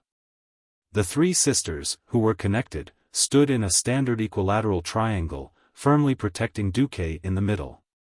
The 10 seconds of awakening seemed short, but it was also very long. When Duque put down his raised hands, the three sisters secretly heaved a sigh of relief. Aurelia glanced at Pioneer Saffron, who was still foolishly playing hide-and-seek with Duque's mirror clone in the distance, and suddenly sighed. Duque was clearly a mage, but he played like a thief. It was precisely because he was stabbed so hard just now that fellow mistakenly thought that Duque was born for sneak attacks. Just now, when Duque's magic power was all used up, this fellow didn't seize the opportunity to counterattack, and now it has no hope. The main force of the heroes were attacking Gürmanger the Incinerator, and the other warriors and knights who were carrying elite guards did not fall behind. With a glance, Duque knew that everyone was carrying the monsters in name, but in fact, they were all secretly killing the monsters. If you, Duque, can carry a boss on your own, then I can kill 1 or 2 rare elites, right? Relying on the long duration of his deity's descent talent, seeing that everyone was almost done fighting, Magni decided to transform. His mountain-like body made of silver metal gave the 3 guards opposite him a fright. It was already too late when they wanted to run. Bam! With a loud sound, Magni directly smashed his hammer on the ground and activated Thunderstrike. The powerful electric currents instantly numbed the bodies of the 3 elite guards. Magni strode forward with his short legs, which were still short even after his enlarged body, and made a beautiful leap, throwing out his Tempest Warhammer in midair. This was the real Azeroth, not that digitalized game. Perhaps non-human creatures had unimaginably tenacious vitality, but as long as their vitals were hit, they would still be heavily injured or even die. After Magni became bigger, the Storm Warhammer that he threw out was also a size bigger. The hammer, which contained the power of heavenly lightning, directly smashed the head of a guard into a rotten watermelon. With a backhand swing, Magni directly chopped off the neck of the guard with the arcane number 2 above his head. Apart from Magni, Gavin Rad and the rest of them also had achievements. Of course, the greatest achievement was still in Duque's hands. The strength of fire demon leaders was based on their seemingly endless skills and spells. For those who were fighting for the first time, every fire demon leader represented the unknown and danger. For Duque, Pioneer Saffron was very familiar with everything. As long as he didn't transcend his fate and create skills that only belonged to him and were unknown to outsiders, he had no secrets from Duque. Dozens of hands of magic floated in midair and rained arcane bullets, non-stop. Duque and his dozen illusions ran around Saffron and left all kinds of wounds on the fire demon leader. The new wounds were then exploited by the hands of magic controlled by the system, which deliberately attacked the new wounds to expand their achievements. Throw. Dodged. Roaring Flame Spear. Dodged. Hand of Ragnaros. Duque couldn't do anything about it, but why don't you use your ultimate skills consecutively? In the past 25,000 years, the leaders of the Molten Core, who barely had any battle experience after the War of Domination, mostly only had a few tricks up their sleeves and lacked the ability to adapt. After the veterans of the heroes figured out the pattern, they didn't need Duque's command at all. They kept attacking the enemy with their own understanding and judgment of the battle. Almost at the same time, Gürmang the Incinerator and Pioneer Saffron fell. Manager Majordomo Executus almost pissed his pants when he saw the 2 leaders whom he was most proud of kneeling on the ground. Their 3 elite guards also followed in the footsteps of the 2 leaders after the heroes shifted their firepower. They were all wiped out in a short span of 20 seconds. He had already lost his temper after being tortured by Onyxia. Timid as he was, he shouted on the spot, Don't kill me. I surrender. Surrender? The experts who had been sharpening their weapons and preparing to add another record to their accomplishments were all stunned. Everybody knew that Duque never intended to kill this guy, but this guy was too spineless. Gavin Rad whistled. Yo! Boss, now that you have the Black Dragon Princess as your mount, you want a fire demon leader to be your butler? I don't dare to wander around your house anymore. Duque smiled and didn't say anything. Chapter 1166. Duque waved his hand, and the other teams immediately went to work according to the plan. As the leader of the Molten Giants, the death of Gürmanger the Incinerator only meant that there were no new Molten Giants in the Molten Core, but the existing giants would not automatically die. This was a little different from the Molten Hound King's mechanism. Duque did not know why. It seemed that after torturing Majordomo Executus, Onyxia's depression had been greatly alleviated. Duque had not even used his nine-tailed whip. He only said a few words to her, and she happily brought the main force back. Only a standard team was left here: Duque, Gavin Rad, Kalia, Sasha, and Edwin Van Cleef. Majordomo did not dare to move. If Duque was not here, he might have some other ideas. But since Duque, who had just single-handedly killed Saffron's forerunner, was here, he would not dare to move even if he had 10 more guts. I'll listen to you. Don't kill me. Majordomo lowered his body as much as possible, curling his long tail together as he raised his hands. He even raised his scales, making his body look even more unprotected. Edwin, the boss who should have been eliminated in the death mines in history, had been the eyes and ears of the Marcus family for the past 20 years. He was jokingly called Duque's most loyal dog. He slowly approached Duque. Eyes flicker, beware of tricks. Edwin, I know what his trump card is. I've seen everything in the River of Time. Edwin breathed a sigh of relief.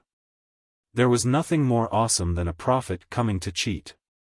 He hid his body, but Duque could clearly see through the system's mark that Edwin was very responsible for keeping his guard up. He sneaked behind the manager, and if Majordomo dared to attack, he would stab the manager's heart. Duque said, "Hey.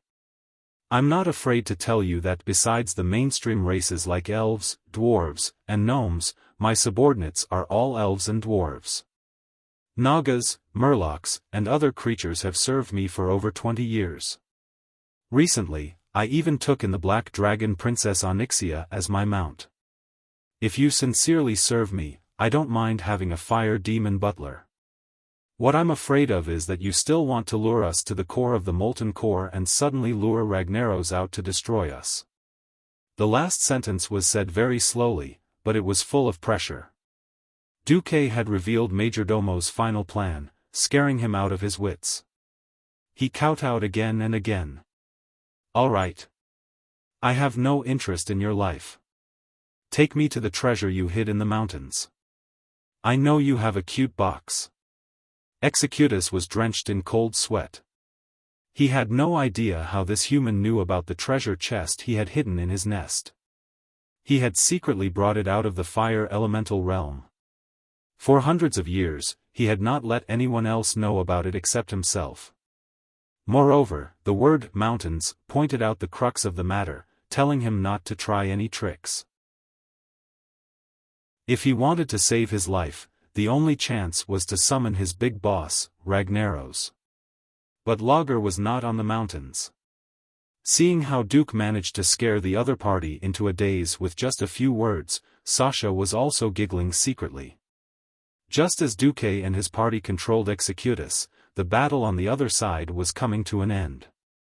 The Allied army spent more than a day to clean up the molten core giants and the King of Flames that had attacked the water elemental base. Everyone was exhausted. Tired. But it was worth it. Every hero had a smile on their faces. Even the powerhouses of the tribe had temporarily forgotten about the failure of Blackwing's nest and enjoyed the joy of victory.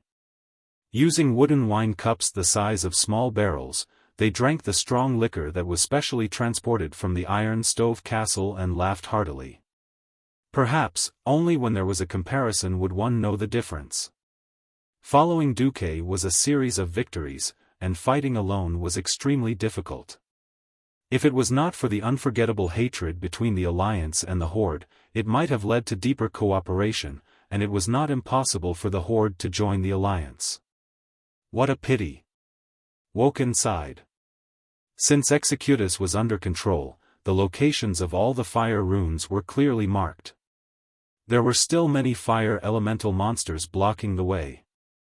In order to save time, Duque let Onyxia carry 2 teams of powerhouses and Duke Hydraxis to extinguish the fire. Since they had practiced many times beforehand, and with Duque, the master of dispatch, everything seemed so orderly. First, all the fire runes were destroyed to prevent future trouble. Then, the heroes advanced, and the elites of the water elemental team followed to clean up the remnants and maintain the safety of the supply line. Finally, the dwarves and gnomes engineering team continued to drive over. During this period, Duke had been squeezing Majordomo's dry goods. How much power has Ragnaros recovered? How much power did he put into this clone? What's the geological condition around the fire runes? The system genie scanned Executus at a frequency of 100 times per second, recording data such as the size of his pupils, heartbeat, and breathing. Duque had never used a lie detector before. He purely used the general principle of the lie detector and let the system genie simulate a lie detector program. Then, regardless of the consequences, as long as the system indicated that Executus' credibility was less than 80%, Duque would switch to the Shadow Priest and use Mind Lash or Mind Blast to teach him how to be a qualified captive. Because Duque set the standard too high, Executus was basically unlucky, and there were many cases of wrongdoing. Duque did not care. According to the original history, Executus was a traitor. On the surface, he surrendered to the players, but in reality, he summoned Ragnaros and hoped that his master would take care of the players. However, his master was also a hot-tempered person. Before he took care of the players, he first took care of Executus. The famous hand of Savras, the Balrog Ragnaros, smashed down with his hammer. Executus, the ninth boss of the Molten Core, who had been managing the Molten Core for Ragnaros for hundreds of years, was completely reduced to ashes, be it in body or soul. Especially when this guy dared to play tricks and give Duque a fake treasure chest. Duque immediately turned around and ordered, Onyxia, eat his tail. No. No. I've confessed, I still have a small treasure chest. Ah, wait, I've already confessed. Oh. Chapter 1167. After offering the back of her neck and being bitten by Duque, Onyxia was very tame. She even opened up her spiritual world and let Duque search it. Duque even found some traces of En-Zoth. After all, En-Zoth's spiritual power had been here once. Duque would not believe that he did not leave anything behind. After Duque used the system elf to scan Onyxia's memories, he did not destroy them. A naive black dragon did not suit Duque's interests. He only did something similar to reformatting a computer's hard drive to an unknown area outside of Onyxia's memories. This brought Onyxia some pain, but she quickly accepted the fact. This was because Duque told her that this was a mark he had left on her soul.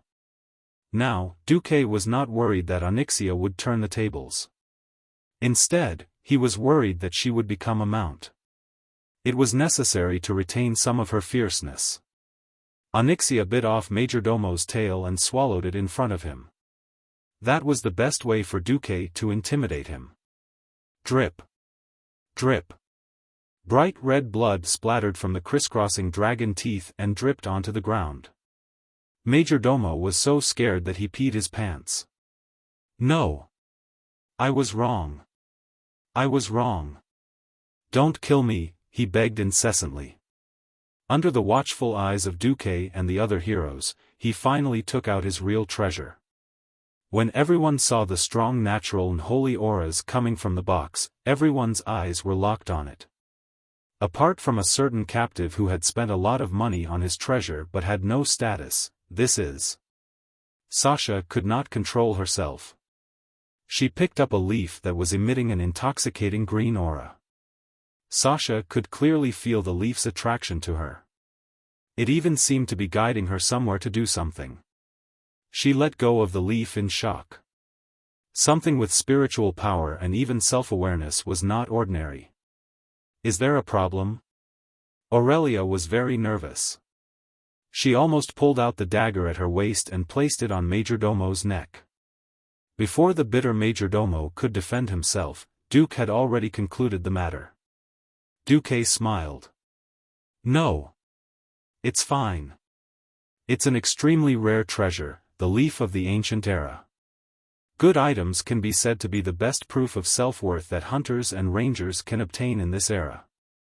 Is it a bow? Aurelia asked. Big sis and third sis first. Queen Sylvanas said immediately. Duke understood what Queen Sylvanas meant, but he could only smile bitterly. First of all, there are exactly 4 leaves of the ancient era here. And if I remember correctly, at the very end, the longbow you will get will not be as good as the one you have now. So, this is more of a form of training. If that's the case. Sylvanas was a little disappointed. In the beginning, Aurelia and Sasha had followed Duque. They had gotten the Sunfury longbow of the Phoenix in Karazhan, and Queen Sylvanas had envied them for a long time.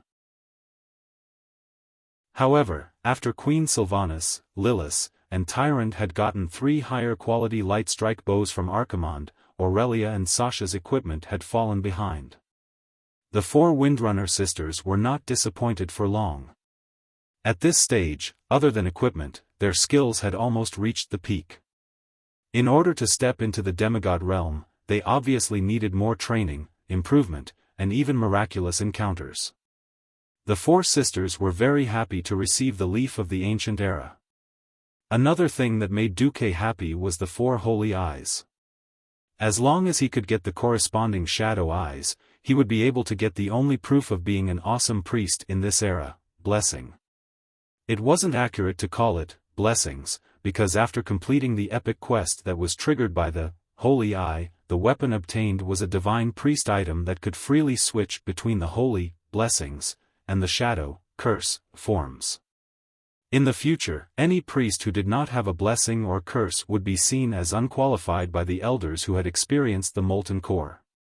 Thinking back to before Duque had transmigrated, he had been forced by his team leader to create a Smuff Priest account to make it easier for him to find a job. That was how he became the chief priest of the team and even the guild, ahem. Perhaps this was why Duque was so skilled at taking on the role of a priest. Of course, Duque, with his awesome equipment, could not use blessing, but the new members, Kalia and Sally, needed it. Before returning from the ancient war, Duque had never thought that these 2 would join the hero team. He did not reserve any equipment for them either. Now, the molten core was definitely the best of the best for the newbies. Kalia had changed from the lowest epic level staff, Jordan's staff, to blessing.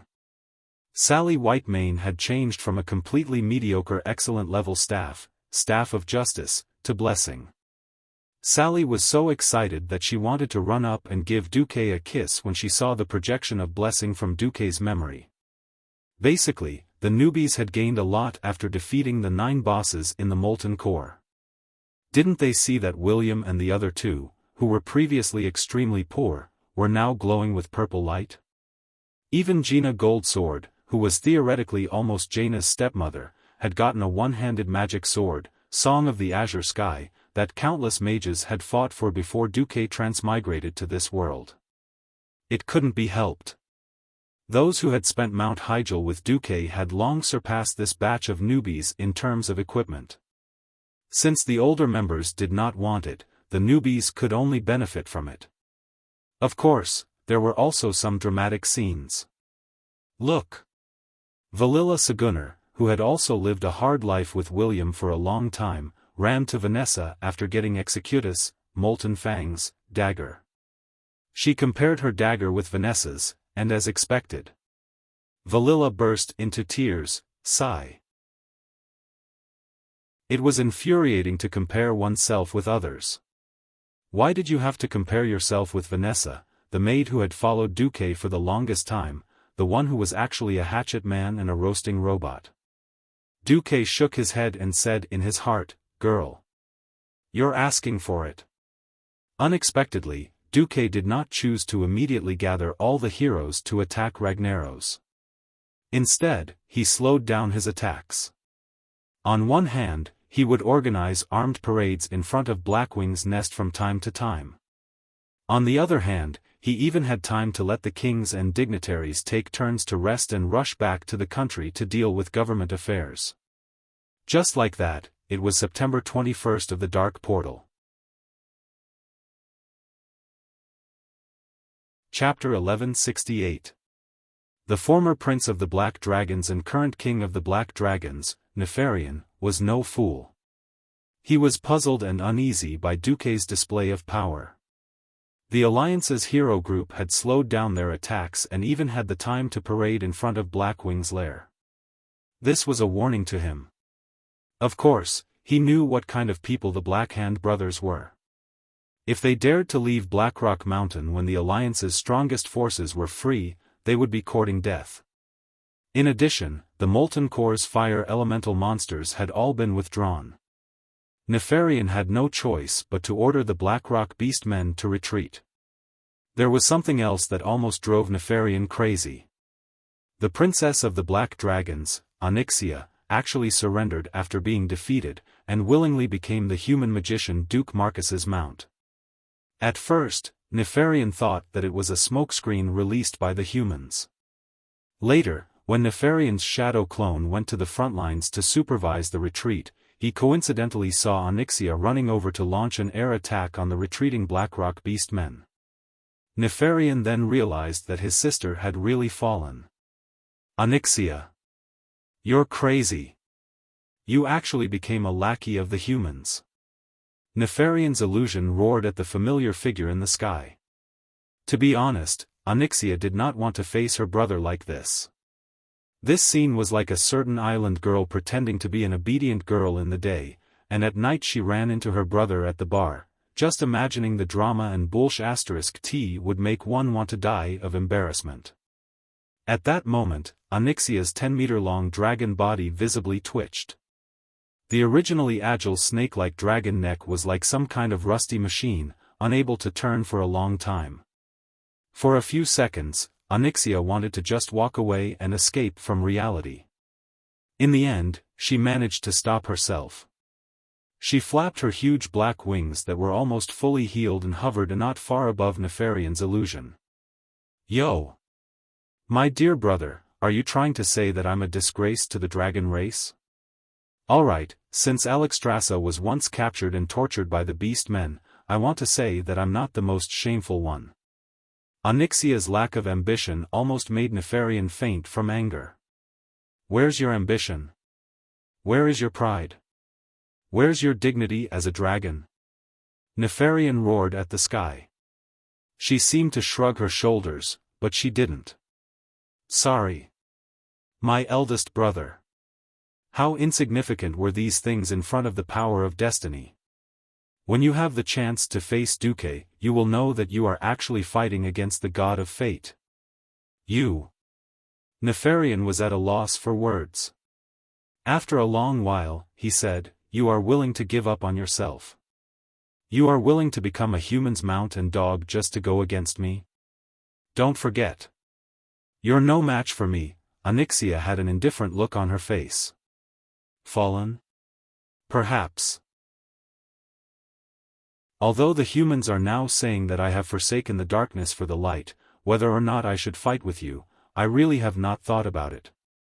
Perhaps, with Duque's encouragement, I might really have the courage to fight you. Nefarian suddenly remembered something. Wait. Onyxia, you. Did Duque bite you on the back of your neck?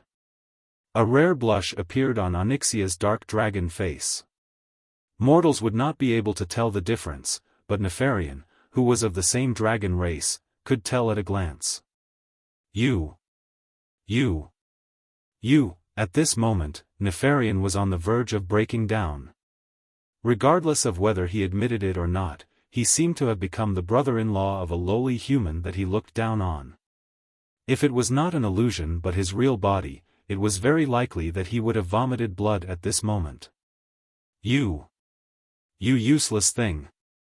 From today onwards, I will no longer admit that I have a shameful sister like you. You are exiled, Onyxia. Every black dragon will see you as an enemy. Nefarian said ruthlessly. Unfortunately, he was only halfway through his sentence when Onyxia's invisible pretentiousness choked him back into his stomach. But Duque has already spoken to Alexstrasza. He said that after observing me for a period of time in the Dragon's Slumber Shrine, he will consider conferring me the title of Earth Guardian. Pfft! Nefarian spat. If he was an old man with a weak heart, he might have died of a heart attack. He and her father, the Wing of Death, Nesario, had cheated the other 4 dragon clans in the ancient war. That was why the Black Dragon clan had the glory of suppressing the 4 dragon clans for 10,000 years. In the circle of black dragons that were popular for being sinister and cunning, most of them saw Nesario's betrayal as a wise and heroic move. Well, now the title and responsibility that their father did not want and spurned back then had actually been taken back by his own sister. Wasn't this a slap to the face for him and his dead father? Not only was it a slap to the face, but it was also a slap to the dragon teeth. All the harsh words and all the vicious curses that Nefarian could think of were stuck in his throat. He could not say anything for a long time. You. How are you? You've got guts. You've obviously fallen shamelessly, but you've actually fallen to the point of reason. Onyxia. I'll give you one last chance. Immediately fly to the highest point of the Blackstone Tower, kneel to me, and beg for my mercy. Otherwise, when I'm free, I'll definitely hang your dragon head on the main entrance of the Blackstone Fortress, and show all the dragons in the world your final fate. Before Onyxia could answer, she suddenly saw the flash of a portal beside her. A burst of light lit up, and Duque's figure appeared on the dragon's saddle on Onyxia's back. Duque patted her lightly, and Onyxia immediately understood. She immediately descended, and her huge body shrank at a high speed. In the blink of an eye, she turned into the appearance of Countess Katrana. In front of Nefarian, Duque hugged Onyxia from behind and gently bit the back of her neck. Onyxia did not resist, and just let Duque do as he pleased. Nefarian's eyeballs almost popped out of their sockets when he saw this. Unfortunately, he could not stop all this at all, because he was just an illusion here. Looking at Nefarian, who was trembling with anger, Duque laughed, and directly made Onyxia gasp for breath. Yo! Nefarian, you seem to have forgotten something, right? Do you remember? Who let your father's head be hung on the main entrance of the Dragon's Sleep Shrine? Nefarian shuddered, and immediately recalled the horror of Duque in the past. That's right. It was this seemingly inconspicuous mortal in front of him who single-handedly planned 2 ambushes. The first ambush directly killed the strongest of the black dragons, Nethario. The second ambush directly subdued the noblest female Onyxia of the black dragons. Yes. Nefarian, you're the target of my 3rd hunt for the black dragons.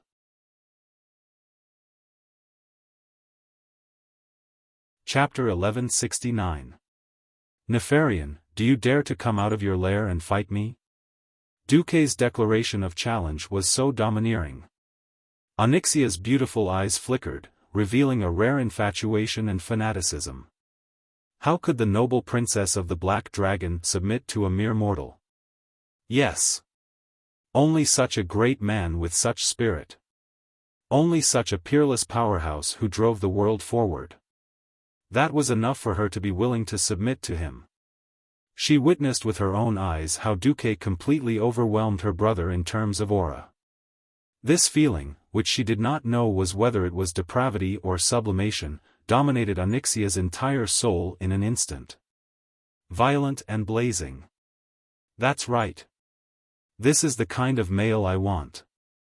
It was impossible for Duque to hear Onyxia's shouts, and even more so, he didn't know that this was the ultimate weapon against Onyxia, a person who worshipped the strong to the bone. Nefarian was stunned. He was truly stunned. For a moment, he almost wanted to agree to Duque's challenge on the spot. A second later, Nefarian shrank back. Although Duque's reputation among the mortals was like the sun in the sky, it was simply unbearable in the Black Dragon clan. How did Nethario die? How did Onyxia die? Didn't he still fall into Duque's trap and die? Duque made it sound like a duel, but who knew if he would be the one challenging all the powerhouses of the Alliance and the Horde, as well as his disappointing sister? He had no way of knowing what the molten core looked like, but Duke had obviously freed up his hands. Moreover, as a rare great scientist in the Dragon clan, Nefarian had always believed that with the passage of time, the chance of victory was on his side. When he thought of this, his refusal was logical. Humph. I refuse. You're just a mortal, you're not qualified for me to accept your challenge. Of course, if you and your laughable teammates have the ability to kill your way to my throne at the top of the Blackrock Spire, I don't mind personally granting you eternal death. He. Nefarian's phantom disappeared after letting out a few pretentious chuckles. Duque heaved a sigh of relief when he felt Nefarian's consciousness fading away. He immediately teleported back to Karazhan with Onyxia. As soon as they stepped out of the portal, Onyxia turned around and revealed a bright smile with a blush. Yo! My dear master, why do I feel that you don't want my brother to come out and fight with you? Duque patted the dragon butt, and Onyxia immediately let out a coquettish cry of surprise. No sane commander would want to fight on two fronts. Because that usually meant defeat and death. Although we used Majordomo to deceive the sleeping Ragnaros, the extinguishing of the flame rune will eventually trigger his nerves. Now, the only way to deal with Ragnaros was to scare Nefarian and prevent him from escaping. Of course, it's also a good choice if Nefarian comes out to die. Onyxia's eyes turned craftily. You're afraid that when we're dealing with the Fire Demon King, my brother will come out, right? That's why you're deliberately trying to scare him. Will this work? Duque's eyes flashed. He. I can't afford to take the risk, but how can he? After all, I'm a man with the titles of Dragon Slayer and Dragon Vanquisher. Since you black dragons like to play tricks, he will naturally overthink things. Overthinking things means that he is not decisive. Nefarian will definitely not dare to come out before his research is completed. Aren't you afraid that my brother's research, for someone who has already peeped into fate, your brother's research is not worth mentioning? Fate. Onyxia felt as if her heart was being violently tugged at. She could not be afraid of the strong, retribution, and revenge, but she was afraid of fate. Moreover, when faced with an existence that knew all your cards but could not do anything about it, the deepest despair would definitely drive her crazy. It was this helplessness and desperation that caused her to surrender. Suddenly, Onyxia knelt down. Master, did you know? You were too domineering just now, I like it. Huh? Duque felt that something was wrong. Wait, what are you doing? Didn't you always ask me to taste the dragon taming whip? Now I'm taking the initiative to taste it. Looking up, Onyxia threw Duque a flirtatious and slightly bewitching look. Duque felt his bones go limp. Dragon taming was just a sideshow. Duque's attention was still focused on the molten core. During this period, Ragnaros's consciousness showed signs of awakening twice, but Majordomo, who was under Duque's control, managed to fool him. Finally, on the 16th of September, the great craftsman Gerben and Duke Hydasis came together to visit. Duque. Everything is ready. A dwarf and a water elemental. Even though they were two different species, they had the same fanaticism in their eyes. Duque smiled. I knew you could do it. On the 18th of September, the Alliance and the Horde invested almost all the powerful fighters they could. On the Horde side, only Thrall was left to guard the main city. On the Alliance's side, General Abendis guarded the Lordaeron continent, Boulang Bronzebeard and Reginald Windsor led the army to guard the Scorching Canyon and Burning Steppes, as well as Turalian who stayed in front of the Dark Portal.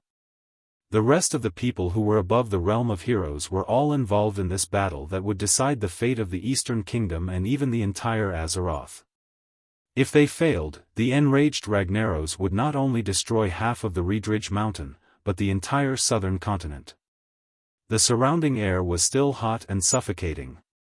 Grom and the other powerful fighters of the horde were not used to the cold spray on their shoulders and the strange mask that could be worn at any time. But seeing that all the powerful fighters of the Alliance wore it, they could only force themselves to use it. Fortunately, it was easy to operate. In theory, they only needed to press one of the white buttons on their shoulders to continuously spray out cold mist. According to Gerben, this could prevent them from suffocating to death by inhaling too much hot gas. Majordomo, who was supposed to be one of the leaders of the Molten Core, listened to Duque's lecture like a grandson. Wajin felt a strange sense of joy. For some reason, Wajin had a feeling that the hunt for the Fire Demon King would be quite successful. It wasn't just him. Everyone was about to face the powerful elemental demigod, Ragnaros, who was second only to the ancient gods. However, everyone remembered that Duke had killed so many powerhouses with no losses. At most, he had let Arthas escape. Everyone was brimming with confidence. Chapter 1170. They were in the northeast part of the Molten Core. As they watched Majordomo walk towards the huge lava pool in the middle of the spiral-shaped land, everyone started to get nervous. They couldn't help but be nervous. The terrain here was terrible. In a sense, this place was like the mosquito coil that Duze used before he transmigrated. The lava was about 10 meters wide and could be passed through after it cooled down. On both sides, there was an endless river of lava.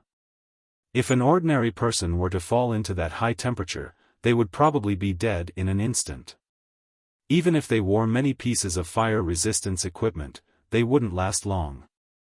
The brave Grom had already tried it when he was scouting the area. If he jumped in with almost a full set of iron armor, he would probably be able to survive for a minute. Any longer than that, and even God wouldn't be able to save him. Even so, the other party members wearing 3 pieces of fire resistance equipment could only last 20 seconds at most if they were healthy. Unless they received healing spells midway, they would still die.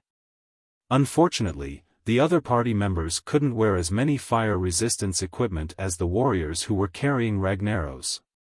Otherwise, their damage output would be reduced. It was almost midnight. This was the best time of the day to attack. Although this was almost negligible to the Fire Demon King, it was still better to have a higher chance of winning. Everyone heard Duque shout, "Last 3 minutes. Everyone, please check your status again. King's blessing, blessing of power, blessing of wisdom, arcane wisdom." Apart from that, Magni, who was carrying Ragnaros, started to drink the lung cocktail, made from the cursed land's wild boar lung slices. He also drank the Titan potion, which could increase his stamina. The rangers checked each of their arrows, and the bandits carefully applied a special potion to their weapons. Of course, none of this could compare to an enchantment, the fire-extinguishing enchantment provided by the Hydrathea water elemental. This enchantment did not appear in the original history. It could easily transform the damage of cold weapons into water elemental damage. Even bandits could use their daggers to stab Ragnaros, who was a combination of fire elemental. This was the key to this battle. Ready. Team leaders, please report. Duque shouted again. Team 1 completed. Team 2 completed. When everything was ready, Duque finally nodded at the shivering Majordomo. Trembling, the manager gave his last warning. You must reveal the secret of the Son of Flames at all costs. You will pay a huge price for your reckless behavior. Speaking up to this point, it was no different from the original history. Who would have thought that the next topic would change? Why don't we give up? Once I summon the true master of this place, all existences will have to face his endless wrath. Not only your puny lives, but even my life will be over. Huh? Wait a minute. Something didn't seem right. Forget it, I don't care about him. He's going to die anyway. Duque pursed his lips. Onyxia in human form walked over on the spot with a malicious smile. Majordomo shuddered. His buttocks shook, and he wagged his tail out of habit. In the past, his long tail would have responded to him. Now, more than half of its tail was gone. Not to mention swimming quickly, it could not even stand steadily. The Black Dragon Princess had traumatized him greatly. I'll do it. Under everyone's gaze, Majordomo raised his hands high like a charlatan. After a string of fire elemental incantations that no one could understand, he cried, "Ragnaros, the King of Flames, he is older than this world itself. Now it's too late. Be it me or you, surrender before him. Surrender before everyone's doomsday." No one paid attention to his pitiful cries. Everyone focused on the center. Everyone could clearly feel that the lava pool at the center that had been calm a moment ago had suddenly begun to boil. It was like a fountain, spewing higher and higher. Then, in less than 3 seconds, the high-spewing lava and the fire elemental particles in the air gathered at high speed, forming a huge figure that was breathtaking. Below it were nearly 10 cone-shaped tornadoes of fire that gathered in a clockwise or anti-clockwise direction. Moving up, there was a slender waist that did not match its burly figure. Above it was an inverted triangular upper body. On its abdomen, there were more than 10 golden metal plates that seemed to be embedded in it to protect Ragnaros' abdomen. Then there was a well-defined breastplate, a pauldron made of 3 sharp rocks, and a gauntlet that kept flashing with fire.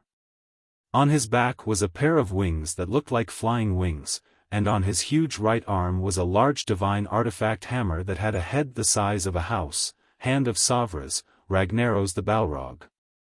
Looking at the golden light on the hammer and the huge metal protrusions on the hammer head, it was hard to imagine what would happen to a mortal if they were hit by such a huge hammer. When Ragnaros woke up, he immediately saw his servant kneeling in front of him. He did not care about the reason at all and asked, "Why did you wake me up? Majordomo, why did you disturb me?" Majordomo secretly glanced at Duque, who was not far behind him, and said the line that he had prepared earlier, "It's because of these invaders. They broke into your temple and wanted to steal your secrets." Duque squinted. He compared the conversation between his memory and the system elf that he had left in his retina. He finally realized what was wrong. Majordomo did not call Lager master. Huh? What the hell is this? Even so, Ragnaros was enraged as expected. "Fool, you let these worthless bugs into this sacred place, and now you've even led them to me. You disappoint me, Majordas, you disappoint me." After saying that, Ragnaros did not even wave his hammer. He raised his left hand high up. Every mage could feel a large amount of fire elements turning into streams of light and being forcibly pulled out of Majordomo's chest by Ragnaros. Majordomo screamed, "My flames, please don't take away my flames." Unfortunately, his power was bestowed by Lager. So was his life. When the Fire Demon King withdrew everything, he fell to the ground like a dead snake. He fell into the lava pool with a splash.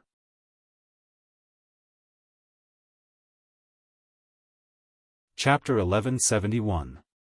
Ragnaros turned his head and said angrily to Duque and the others, "Now it's your turn. You foolishly pursued Ragnaros' power, and now you're about to see it with your own eyes. Go to hell, mortals." Along with his thunderous voice, the Fire Demon King Ragnaros raised his huge red and black warhammer high. At this moment, the entire hero group remained unmoved, and only Duque snapped his fingers. Asterisk rumble, rumble, asterisk a rumbling sound that shook the entire lava world suddenly came from afar.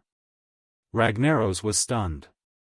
The sound came from afar and spread at high speed, and then even the ceiling of the rock cave where Ragnaros was located began to tremble. Under the illumination of the lava, the stone pillars and the load-bearing rock walls that supported the giant cave creaked and shook incessantly. Sand and stones fell one after another, as if this not-so-small space could collapse at any time due to the violent earthquake. Ragnaros himself was the largest fire elemental, and mortals would not be able to tell anything from his so-called expression. As the overlord of the elemental world who had once dominated the ancient Kalimdor continent, how could Ragnaros' power just be ordinary? Mortal! What have you done? His angry roar was accompanied by a copious amount of pressure that spread in all directions. Just his roar alone caused the rivers of lava on both sides of the stone path to react. It was as if every drop of hot lava in the surroundings had increased in temperature by a few thousand degrees after hearing his voice. The rivers of lava made a continuous gurgling sound, as if fanatics were loudly praising Ragnaros as the burning world, the master of fire purgatory, and the mighty name of the Fire Demon King. The melee professionals closest to the Fire Demon King were the first to bear the brunt.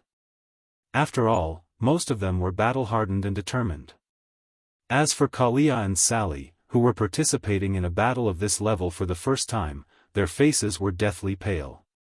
It was unknown whether it was because they were frightened or because the temperature was too high, but sweat poured down their foreheads like rain, gathering into small streams and sliding down their beautiful faces. Their eyes alternated between pitch black and red. Their wills were like a lone boat that had strayed into a river of lava, about to be engulfed by a fiery hell at any moment. Just as they were trying their best to hold the new epic-level staff, blessing, in their hands, encouraging themselves with the will of the priests to not succumb to the terrifying pressure of the Fire Demon King, the cold aura that had been protecting each and every one of them suddenly intensified. Yo! Ragnaros, the Fire Demon King. It seems like you haven't learned your lesson from your defeat in the War of the Sovereigns. Is it because you've been asleep for too long that you've forgotten that this is the era of mortals? Dooku played it down, but his voice was clear, causing the weaker members to tremble. The frost aura emanating from Dooku's body was so strong that even Queen Sylvie, who was slightly closer to him, could not stand it. Her face turned pale and her teeth chattered. Even so, the stubborn Servanas never left Duke's side even half a step. Sorry. Dooku turned his head and said softly. He then quickly adjusted his magic circuits and the output of frost elemental energy. Jaina and Ronan looked at Dooku in shock. This was the first time they had seen Dooku unleash his frost elemental energy. After entering the molten core, he had reminded Ronan time and time again that an individual's strength was limited. There was no need to fight against the entire flame world with breaking dawn magic. Why did Dooku take the lead to violate this iron rule? Did he dare to use mere mortal strength to fight against a demigod elemental king who had the terrain advantage? Dooku drew his sword. Although it was a little inappropriate for the strongest pharaoh to slash someone with a sword, Dooku had indeed drawn his sword. More than 50% of his mana was poured into this sword, and it shot towards Ragnaros' left arm like a bolt of lightning. A streak of icy cold light streaked across the sky. In his field of vision, it even more so split this scorching hot world into two. Amidst the sky full of sparks. Everyone, including the fire elemental servants hiding in the river of lava, saw Ragnaros' right arm suddenly explode into a sky full of sparks. Then, a hole large enough for a carriage to pass through appeared on the arm below his right wrist. There were traces of cold air on the hole, and frost elemental energy swirled there like an ice tornado, resisting and wearing away at the endless fire elemental energy in Ragnaros' body. The Alliance and Horde heroes all opened their mouths wide in shock. They could not understand what was going on. They could tell from the frost aura that Dooku had used up a large portion of Dooku's mana. To them, this was like hitting a rock with an egg. Why did Dooku make such an unwise move? Ragnaros laughed sinisterly, but his smile froze in the next second. It was as if he heard the most inconceivable sound in his life. Dooku's seemingly unplanned attack was just the beginning, and it was far from the end. After Dooku's frost sword pierced through Ragnaros, the remaining force of the sword did not dissipate. It directly shot into a huge lava wall 250 meters behind the Fire Demon King. The cold light sunk deep into the wall, and there seemed to be no more sound. Just a moment later, a rustling sound came from the depths of the stone wall, as if something had broken. It was as if Duque's sword had touched a taboo in the stone wall. There was a loud bang, and a huge water column suddenly sprayed out of the deep cave, instantly lowering the temperature of the entire huge cave by at least 10 degrees Celsius. Duque waved the divine sword Gandalf. This time, the sword light was not as strong as before, but it was still sharp. Even if Lager wanted to stop Duque, he could not stop him from destroying the huge rock walls around him at high speed. When the originally solid rock layers crisscrossed and cracked, more water columns sprayed out. In this space that was originally surrounded by flames and rocks, everyone saw a strange scene that they would never forget for the rest of their lives. Countless water columns of different sizes sprayed a huge amount of water at the Fire Demon King like a sprinkler. However, before all the water reached his huge body, it was instantly evaporated by the high heat around the Fire Demon King. Clouds that were visible to the naked eye appeared around Ragnaros. It was water vapor that evaporated from his high temperature. The water vapor did not directly hit Lager. Instead, it slowly rose and circled above his head to form clouds. Duque smirked. "Sorry. Great Fire Demon King, it seems that from today on, your molten core will become history." Chapter 1172. At this moment, there were huge cracks everywhere inside the molten core. They extended in all directions and separated to the left and right, forming a deep valley and two roughly parallel edges on the ground. When they spread to the sides of the lava rivers, the overflowing lava inevitably began to pour into the huge deep valley. However, at the bottom of the deep valley, there was also a huge amount of seawater spewing out. Fire and water fiercely intersected in every corner of the molten core, making loud sizzling sounds and rising water vapor due to the high heat everywhere. "Impossible. How did you do it?" Ragnaros finally let out a cry of surprise. Duque elegantly drew a semicircle from right to left with his hand and finally placed it on his left shoulder, giving a noble salute. "This is the perfect combination of science and magic." From the beginning, Duque had never thought of relying on his 40 companions to rush into the molten core and kill Ragnaros. The molten core in reality was not that simple. At the very least, after so many months of travel, Duque's system had scanned traces of Ragnaros' power everywhere. How could a demigod of the fire element, who could spread his power all over his territory, be defeated just by killing his main body? Duque had to prepare for the worst. The entire molten core was the backing of Ragnaros, or even more exaggerated, the molten core was Lager, and Lager was one with this underground world of flames. Using the power of mortals to fight against the entire world of flames, what was the difference between this and an idiot sticking his penis into the ground and saying that he had forcefully pushed down the entire planet? Ignorant and ridiculous. What Duque wanted to do was to use the power of Hydraxia's water element and the help of the dwarven miners to destroy the entire molten core. It sounded like a fantasy, didn't it? But after careful research and comparison of the ancient Kalimdor continent and the other continents of the Azeroth, Duque came to a shocking conclusion. The 4 largest continents of the Azeroth were most likely floating islands or semi-floating islands that were not closely connected to the Earth's crust. Come to think of it, it was precisely because the Well of Eternity exploded that the entire continent was blown into 4 big pieces.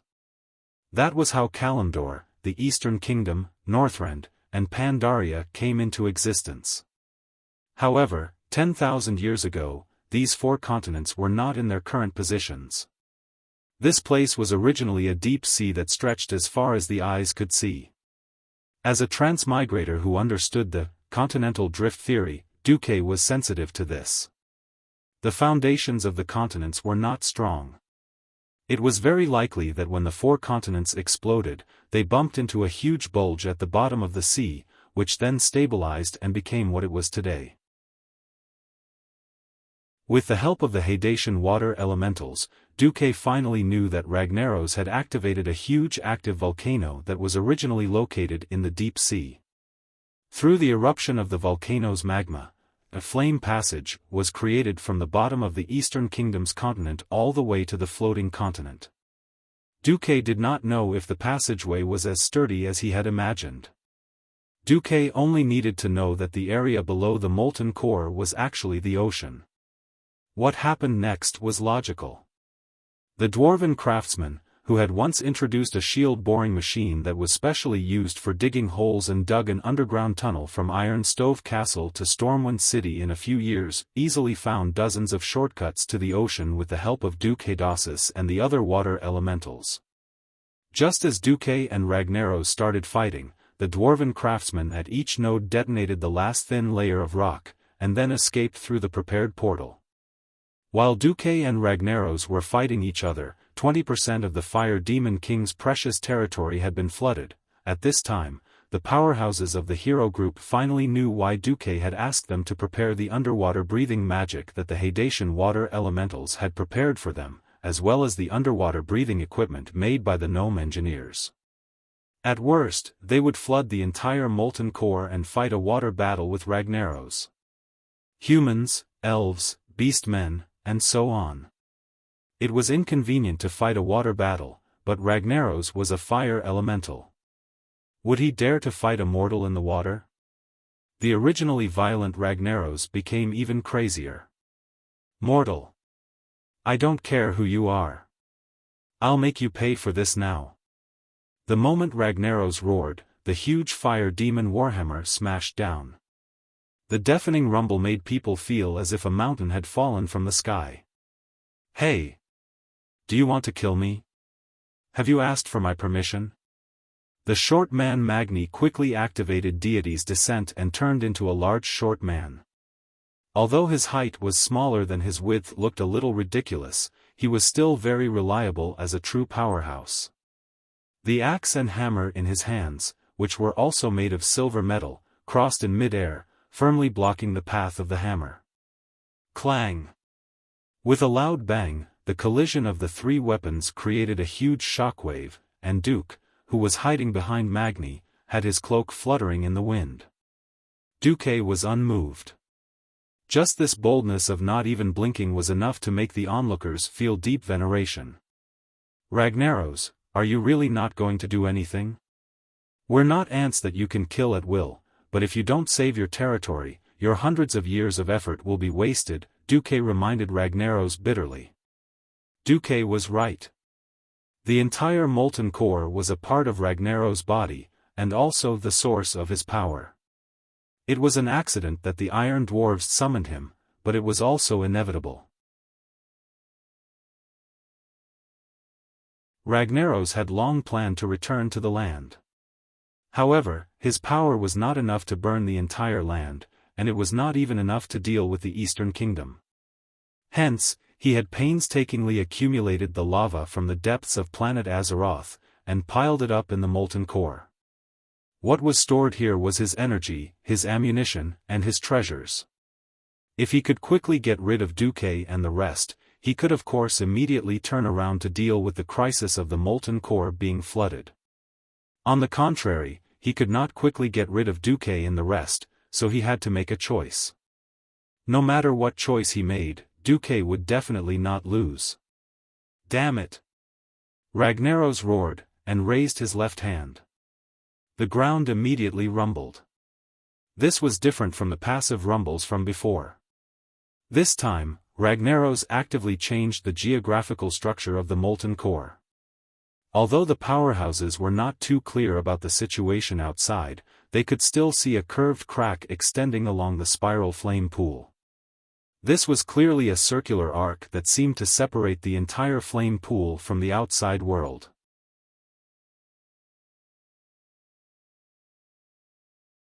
Chapter 1173.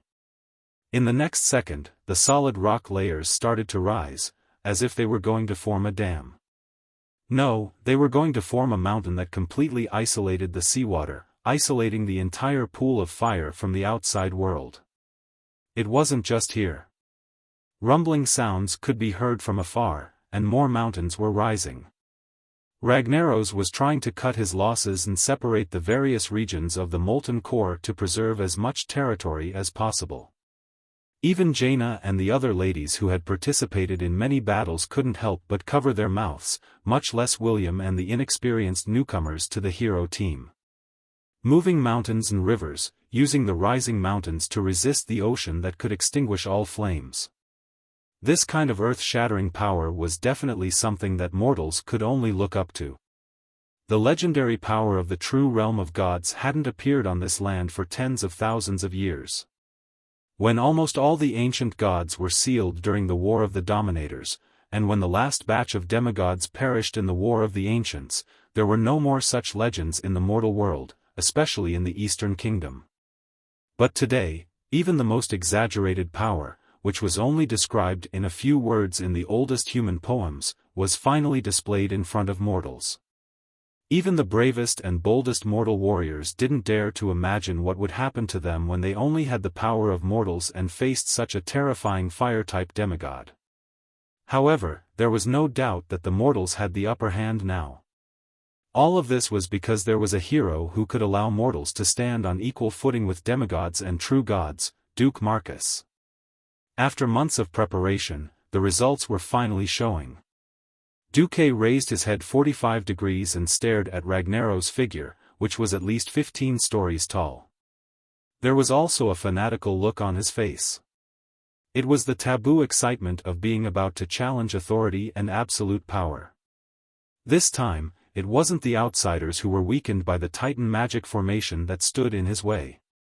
Instead, it was a genuine and incomparably powerful local demigod.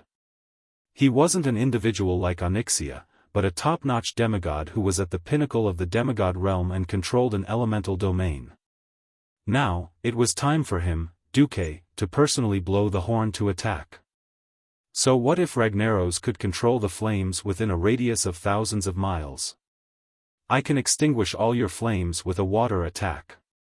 Logger, so what if you're a top-tier demigod? I used science and magic to block most of your power. Come on. Mad Fury. Attack. If you dare to transfer more power from your base in the land of fire, I will gain more. Duque's eyes shone brightly. His goal was no longer those artifacts. He had a higher goal, the power that Ragnaros had that could allow him, Duque, to step into the realm of God. After all, Ragnaros had just woken up from a deep sleep. He was still a little confused, but he immediately discovered the method Duque used to inform his men. Magic message. Humph. I, as the ruler of fire, declare that in my domain, arcane energy is forbidden. Luo Ning's expression turned ugly. He was shocked to find that the arcane elemental energy around him, which he used to communicate with at all times, seemed to be afraid of something and began to move away from him. Yo! Ragnaros, there are still nature, frost, shadow, holy, and so many other elements. Why don't you ban them all? Duque sneered and snapped his fingers for the second time. At this moment, the water elemental that had been standing beside Duque suddenly reacted. The water elemental of a mage was essentially a purer magical creature. It did not belong to the Hydraxia water elemental faction, but this did not stop the water elemental from using its own method to transmit information to Duke Hydraxis. Outside the fire pool, Duke Hydraxis let out a roar, and a huge waterspout rose from his arms. The waterspout that was hundreds of meters tall easily destroyed the earth barrier that Ragnaros had raised with his divine power. Bastard, Logger almost went crazy with anger.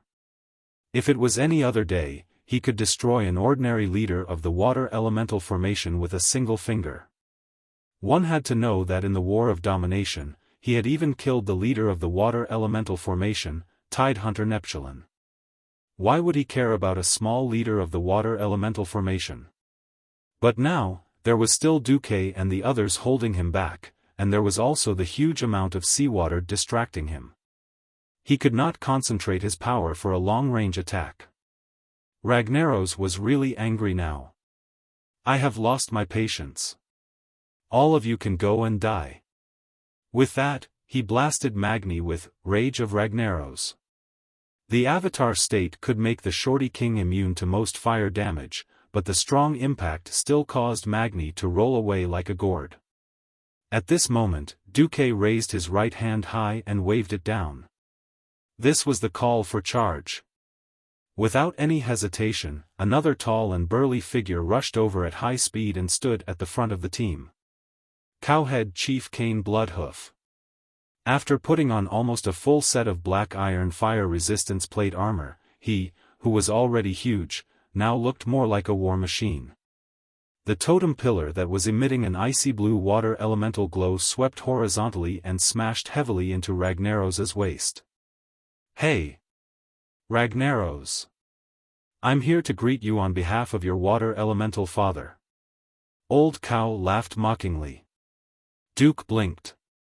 This old bull has mastered the taunt, divine skill to the point of perfection. Water and fire were incompatible. It was the same in Azeroth. How could Logger tolerate the accumulated hatred of tens of thousands of years and the fact that Logger had killed Neptulin? The fire elemental formation was originally very irritable, and Logger was easily angered. The Fire Lord Warhammer that was raised high up in the air had been targeted at the damned Duque 5 seconds ago. Now, it had become that annoying old cow. Bam! The giant Fire Lord Warhammer clashed with the totem pillar, and a huge ball of flames burst out. However, Cain was able to block the attack easily with the help of his superb equipment, which gave him a massive boost in strength. The old bull snorted and laughed. That big guy only has this much power. He. It doesn't hurt.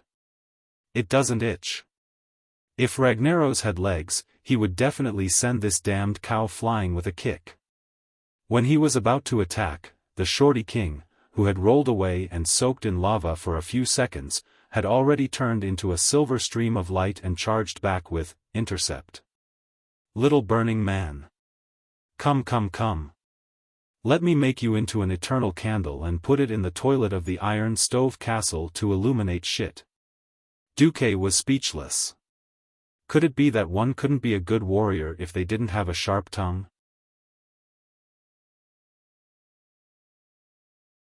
Chapter 1174. Taunting could be said to be a warrior's necessary skill. Apart from inexperienced fellows like William who only knew how to attack people, most of them had mastered the art of taunting that could destroy the world. Duque had the time to check the situation around him as he used his large frost arrow. The 4 Windrunner sisters kept knocking their arrows, throwing an empty quiver into the lava pool every 30 seconds. Ragnaros's body was too huge, but as a fire elemental chief-level creature, he didn't have any weak points. In other words, as long as he hit the target, he would be able to deal damage. For marksmen like the Windrunner sisters, they could even hit the target with their eyes closed. When there wasn't much pressure on the healers, Tyrande also joined in the shooting. Today, she didn't bring the famous white tiger with her. She was wearing a pure white priest robe and playing with her bow and arrow, which made her look a little out of place. On the other side, the group of pharaohs were making frost arrows, including the poor Ronin. He had Breaking Dawn magic power, but he was forced to use ice magic, which he wasn't familiar with. Behind Ragnaros, several phantom-like figures were rapidly restoring the daggers in their hands. From time to time, they would appear and disappear into thin air again. Ragnaros could sense that there were small bugs behind him that were hurting him, but it did not seem to be that serious.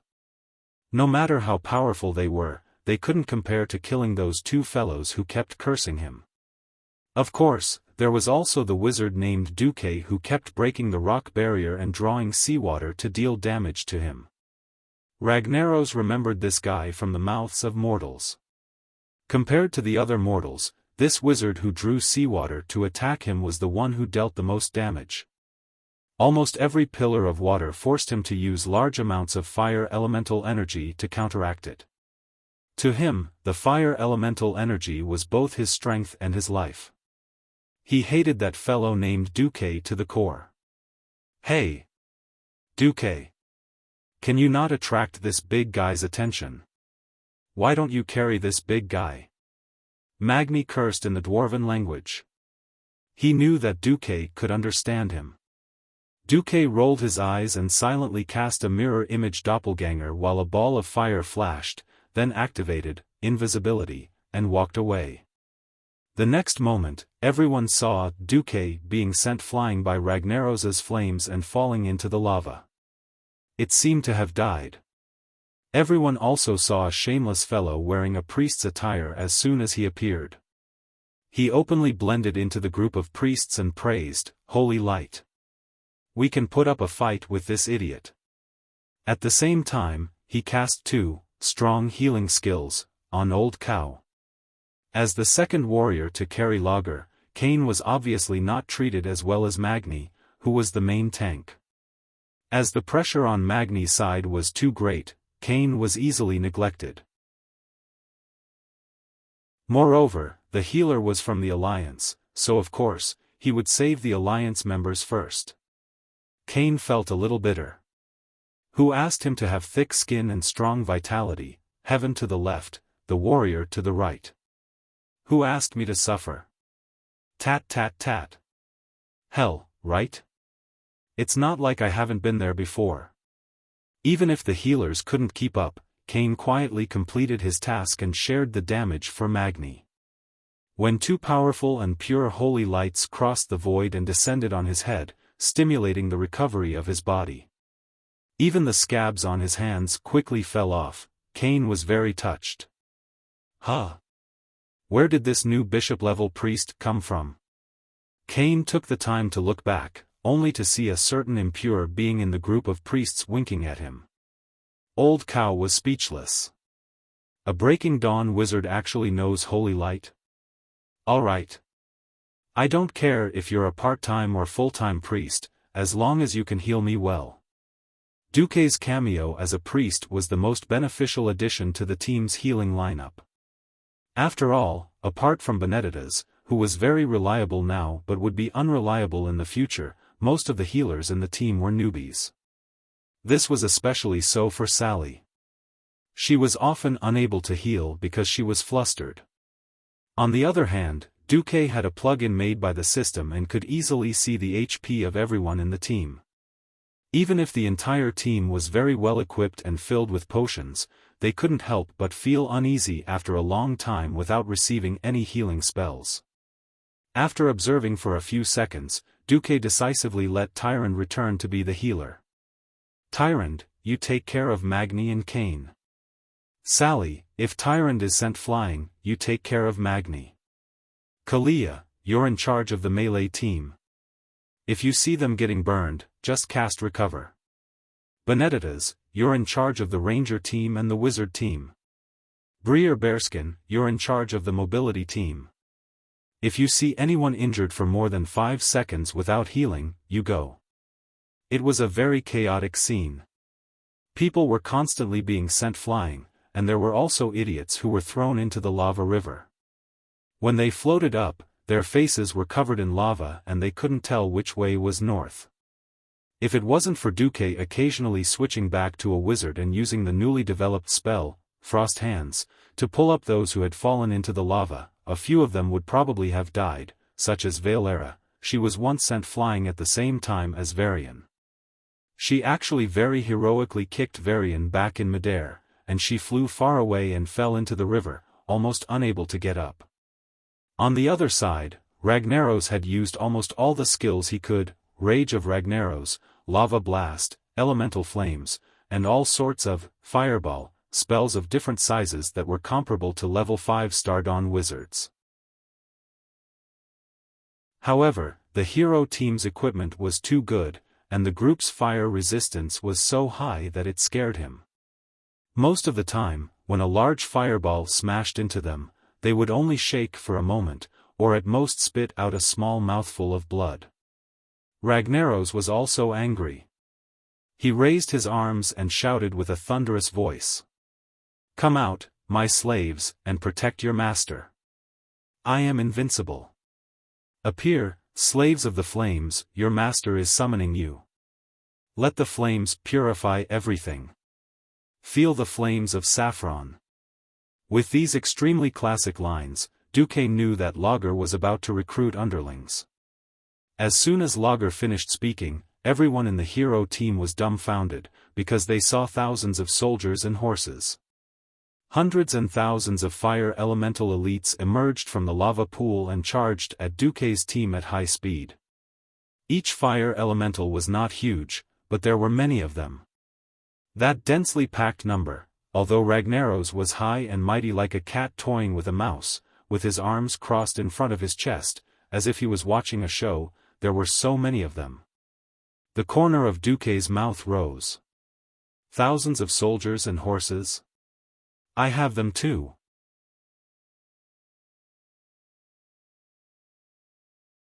Chapter 1175.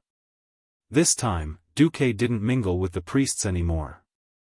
He switched to a sorcerer and summoned a bunch of water elementals with a wave of his hand. It wasn't just him. Ronan, Jaina, and the other sorcerers quickly followed suit and summoned their own water elementals. Under normal circumstances, a sorcerer could only summon one water elemental at most. At the Breaking Dawn level, this limit would be lifted, but there would still be a limit. However, at this moment, everyone could only see water ripples around the sorcerers. Water elemental elites kept popping out from the semi-illusory spatial magic circle. In the name of Neptulin, the Tide Hunter, I shall purify you. They fearlessly charged forward and attacked their enemies with frost elementals. This scene was simply a continuation of the earth-shattering War of Sovereigns from 25,000 years ago. You ungrateful water elementals! Do you still want to defile my holy land? Ragnaros was furious. He was really furious. Originally, when summoning the fire elemental to save the day, he would look high and mighty, standing there and watching his underlings fight with the mortals. But when he saw Duque shamelessly attracting his enemy, the Hydraxia Water Elemental Legion, he no longer cared about the restraint of the strong, and directly smashed down with his hammer.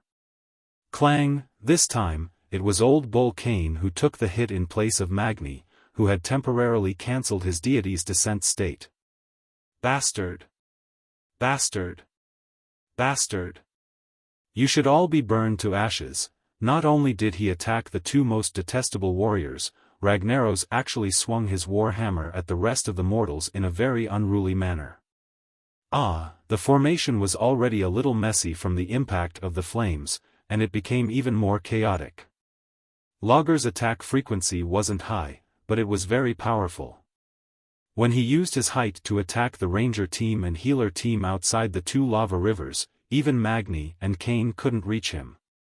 The four Windrunner sisters used all their strength to barely dodge the attack of the divine weapon Warhammer at high speed.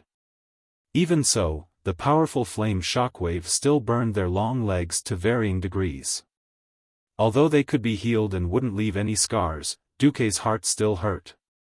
Mine. Mine. Those legs are all mine. Lager, you're courting death. Duque could not hold it in any longer. He gave Onyxia, who had been pretending to be a mage, a meaningful glance. The Black Dragon Princess understood immediately. Roar, an intimidating dragon roar resounded throughout the underground cave. What?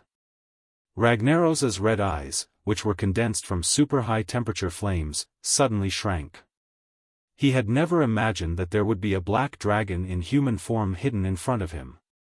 It was not an ancient dragon that he could easily kill, but a powerful black dragon with the status of a demigod. He immediately sensed that the black dragon in front of him was not in a complete state. It was obvious that he had been injured not long ago and had not fully recovered. Moreover, the black dragon's divine spark was much lower than his. However, a demigod was a demigod after all. Even if there was a difference in strength, he could still pose a sufficient threat to him. Ragnaros aimed his hammer at the dragon's head on the spot. This hammer strike was no longer a casual strike. Instead, it was swift and fierce with a certain degree of swiftness. It looked like it was going to hit Onyxia's head on her agile dragon neck.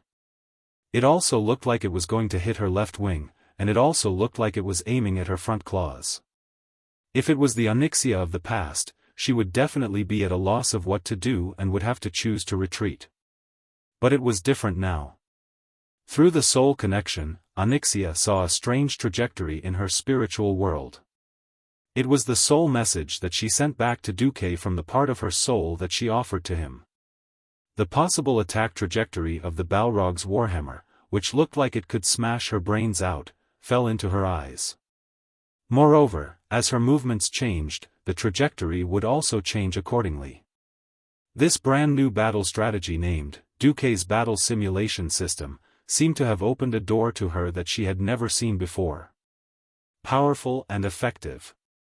Just when everyone thought that Onyxia had to avoid the attack, the black dragon made an unimaginable special move. She retracted her left wing and used the claws at the tip of her right wing as a fulcrum to make a right side flip. When she narrowly let the huge flaming warhammer pass less than half a meter away from her dragon abdomen, her long dragon tail suddenly lashed out like a meteor hammer. The ice armor, which was already installed on the dragon's tail and made from the deep-sea ice in the Hydraxia's water elemental territory, drew a huge arc in the air, and finally smashed on Ragnaros' head. Arg! The Balrog king cried out in pain. For the first time since the start of the battle, he retreated. His lower body that was wrapped in 3 layers of fire tornadoes supported his body and leaned back greatly, barely dodging the second attack from Onyxia's right hind leg. He managed to dodge it once, but he couldn't dodge it all the way. In order to dodge the Black Dragon Princess's consecutive attacks, his huge body was completely exposed in front of the hero group's melee combat team. Especially that group of bastard warriors, they did not hesitate to switch to their berserk mode and beat Lager up. In the blink of an eye, Ragnaros felt that his flame power had dropped drastically. But when he wanted to counterattack, Onyxia retreated. She didn't want to fight him head-on at all. Instead, she flew up and circled around him like a fly, harassing him without hurting him. Black Dragon. Isn't the dragon race known as the strongest race? Where's your manhood? Come on. Fight me head-on. Ragnaros was furious. He threw huge fireballs the size of a thatched cottage at the Black Dragon Princess. Unfortunately, it was of no use at all. Just like how Onyxia wouldn't waste her energy to use fire dragon breath on Lager, Lager's flames couldn't do anything to Onyxia, who also played with fire. The Black Dragon Princess was insanely resistant to fire. Although she wasn't immune to it, she would still be slightly injured if she was hit by a fireball. However, Lager's fireballs weren't dense enough. In particular, in the tactical simulation system that Duque sent, he could clearly see the path of every fireball. If she really showed signs of being hit, there was also a red warning arrow. If she was hit even with that, Onyxia would be getting worse and worse. He threw nearly 1,000 fireballs in one go and actually gave his opponent a 100% dodge. That wasn't a tiny mortal, nor was it a fake illusion. It was a black dragon that was 40 to 50 meters long. However, Onyxia twisted her body to the left while circling at high speed and tucked her abdomen to the right. She didn't even hit a single one. If Ragnaros had balls, he would definitely be having a headache right now. While Lager was entangled with the black dragon, the mortal heroes below silently struck gold. Unknowingly, they had reduced Lager's fire elemental reserves by a large amount. You're tuning into the Xiaofan's Wuxia Tales YouTube channel. Don't forget to subscribe and join us on this journey to catch the most captivating stories.